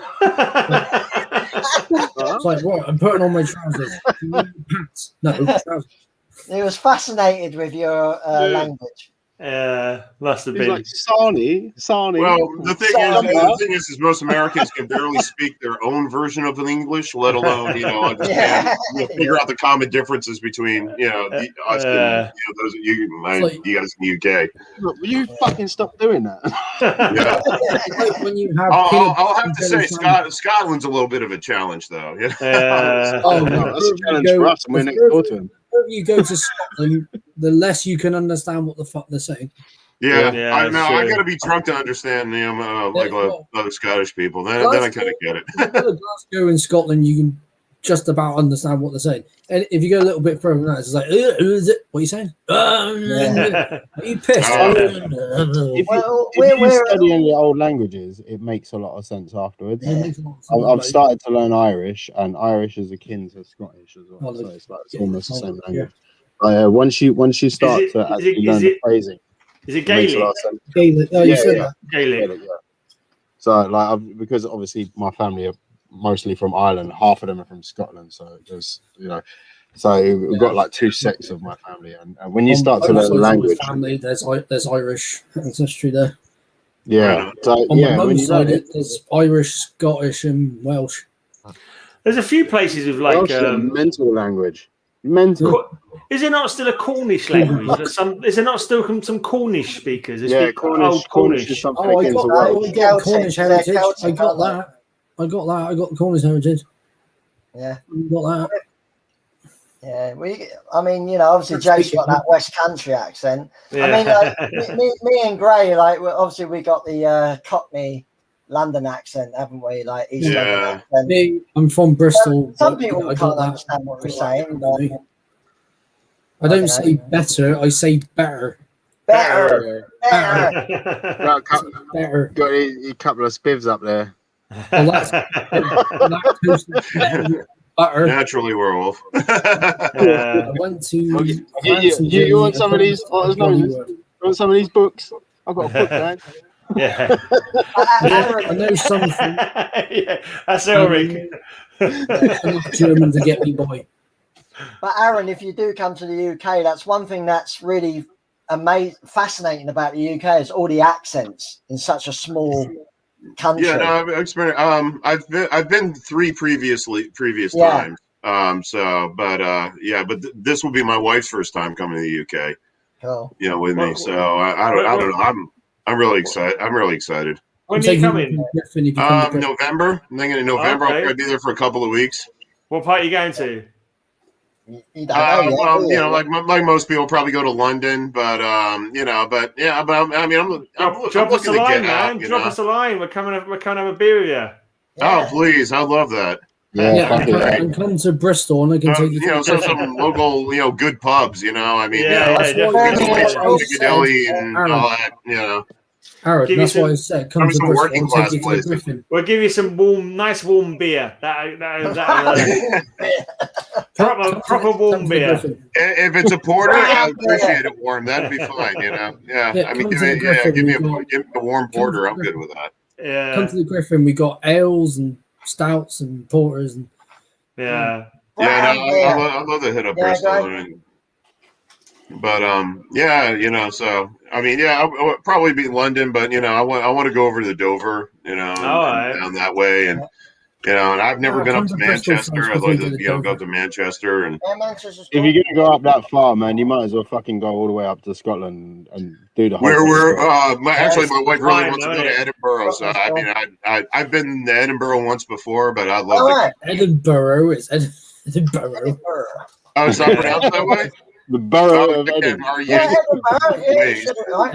Edinburgh, we say. Yeah, more Edinburgh.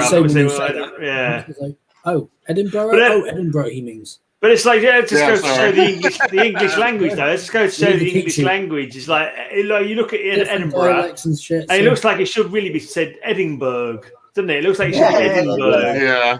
So how does BURGH make borough? It doesn't make sense. I don't know. Yeah. Well, I mean, it's like the difference. I mean, in America, like we pronounce the artist Van Gogh, and in the UK, it's Van Gogh. Yeah. It's got to be. We say Van Gogh here. When we say Worcestershire, they'll say Worcestershire. Leicester, they'll say Leicester. Yeah, Leicestershire. We're going to Leicestershire. I've heard Leicestershire is really good. It's like, where have you been in the UK? I went to Gloucestershire. You mean Gloucestershire? Yeah. Have you been to Leicester Square? But you're right. The thing is, Leicester are right because that's Leicester not Lancaster. It's true. We have very weird pronunciations for a lot of our places. Have you tried that? I would have said. I mean, you guys invent. Your culture invented the language. You call it what you want. Yeah, it's true. We're just the bastard sons of it. Well, if you go to Somerset, it's like, welcome to Somerset. Yeah. Somerset. I do find some people say Bath. Some people say Bath. Yeah. I do find accents really weird. Like how slowly does it change as you go along towards that place? Is it like literally if you go to say like you say like Bristol? Is it all the places around Bristol sound similar? Yeah. And how far away do you get before the accent changes to something else? And how gradual is the change? That is an interesting question. Yeah. Also, the Bristol is like it's West Country, so it's West Country. So the further you go, the more west it gets. Have you guys? Hey, you guys from Vio-lence here. If you want to come in, mate, I'll drop you the link if you want to come on. I think I sent a friend request to their guitarist. Yeah, if you want to come on Vio-lence, I think we're probably going to wrap it up soon. It's nearly midnight, and I've got to fucking cook some dinner for myself. Yeah, and I want to play a bit more of RE. Oh yeah, Resident Evil. You know where the West Country accent sort of changes? Yeah, Pirates. Swindon. Because Swindon is like a little bit of mix of both. Swindon's a mix. Yeah. Yeah, it's a mix. Where does it change from London or they sound like West Country? It's like in the middle mix. You're near Wales, aren't you? You're near Wales. Yeah, I'm near Wales. Basically, it's over the bridge from Bristol. So, what point does it start to sound Welsh, and what point does it sort of like? Wales. It's very different. It's very different. Sounding like Wales is when you enter Wales. That's a mad accent. Welsh is a mad accent, man. Literally, I'm getting to Wales and I hear someone going, "Ooh, tidy C." Yeah. You know what? Some of the intonation is weird because some of the intonation, the intonations are not like anywhere else in the country. Their intonations are like I've heard an Indian and a Welsh guy having an argument on a building site, and it was just almost it was such a weird thing. Because he was like that. Look, he goes, he bloody called me a snake charmer, and he's like, yeah, well, you bloody called me a sheep shagger. Oh, you called me sheep shagger? So I'm not saying anything. I'll just be like this. Look, I don't want to get in an argument. Tell me where Tiny Rebel is. Will that be? Baby, do you see? All understandable, man. But yeah, I imagine it's like when when there wasn't that much travel between towns, before communication, before like commuting, that kind of thing. People just had their little bubbles, wouldn't they? So like, you actually said they couldn't understand the damn thing I was saying on one Zoom chat I had. I was like, well, if you think I'm hard to understand, go a little bit further south in Bristol. You're not going to understand it. It's like Australia. You're not hard to understand at all. You know, we're freaking Yanks. So there you go. Yeah, I never make much sense when I talk anyway. I remember hearing something about, which is like to do with accents. Apparently, cows have got regional accents. Have you heard that? Cows moo in regional accents depending on where they are in the world or in the country. Go to a posh area. You hear? I don't know what that means exactly. Yeah, somebody got a weird grant or something. I suppose it's like animal noises are kind of like the root of like human language, I suppose. So the variations. They go like this. Moo. Is it like certain parts that sound a bit like this? Sounds like moo. Yeah, maybe. I kind of make there's an awful lot of difference. Can't even be bothered to move properly. Like, moo. I think I read that on the internet, so there's no guarantee there's any fucking word of it is true because I read it on the internet, so it may complete. No, I heard about that. Yeah. It may be complete bullshit. It kind of makes sense though. It just kind of makes sense. Like if you're like in a little bubble, like you'll sound like everybody else, and I suppose it's possible that the language or the noises that you make like changes slightly because it goes through its own growth or something like that. I don't bloody know how it works. It's like all language. A lot of languages are like Germanic roots and that kind of thing. And like though they sound nothing like each other, they've all got fucking little bits like originally were the same probably at one point before the fucking language evolved in whatever parts of the world you're in. I mean, obviously American accents. That one. Yeah, really there's a lot. I mean, there's a lot of different dialects. I mean, in America. That's a real place. That's a real place. The world. in the Northeast between New York, Philadelphia, Boston. I mean, that's three distinct differences right there. Yeah. I mean, the Midwest is one. What about Florida? Is it much different to any of the other southern states? Florida and Georgia are kind of similar. I mean, before I came down to Florida with my family, I'm originally a Northeasterner, like from Connecticut. So, I don't, obviously I don't have that Southern accent right down here, but this is kind of how people talk right here in Florida. Yeah, I go down this month to go get a motorboat and go hunt some gators. Yeah. I mean, I'm not kidding. That's what I've noticed in Florida. That's what I've noticed in Florida because the accent I've noticed is like, oh, we'll go see some gators today. Okay. Yeah. I like. Yeah, we're gonna go down. I want to see some gator down the glades. You don't want to hear me? Yeah. All right. Alabama I mean, it's just a constant run-on sentence with no break until they run out of breath. What part of America? What part of America is the phrase "You've got a pretty mouth" the worst to hear? You got a pretty mouth. San Francisco. I'd say that's very much. You got a. Where in America? San Francisco. That's the South. That's the South. It's pronounced. You got a pretty mouth. Okay. That's exactly. But I would say Mississippi, Alabama. The more southern right there. Grew like a pig. Part him out. That's deliverance territory right there. Oh man, But Alabama, Mississippi, Louisiana, that area. What about has everyone got an accent that they dislike the most?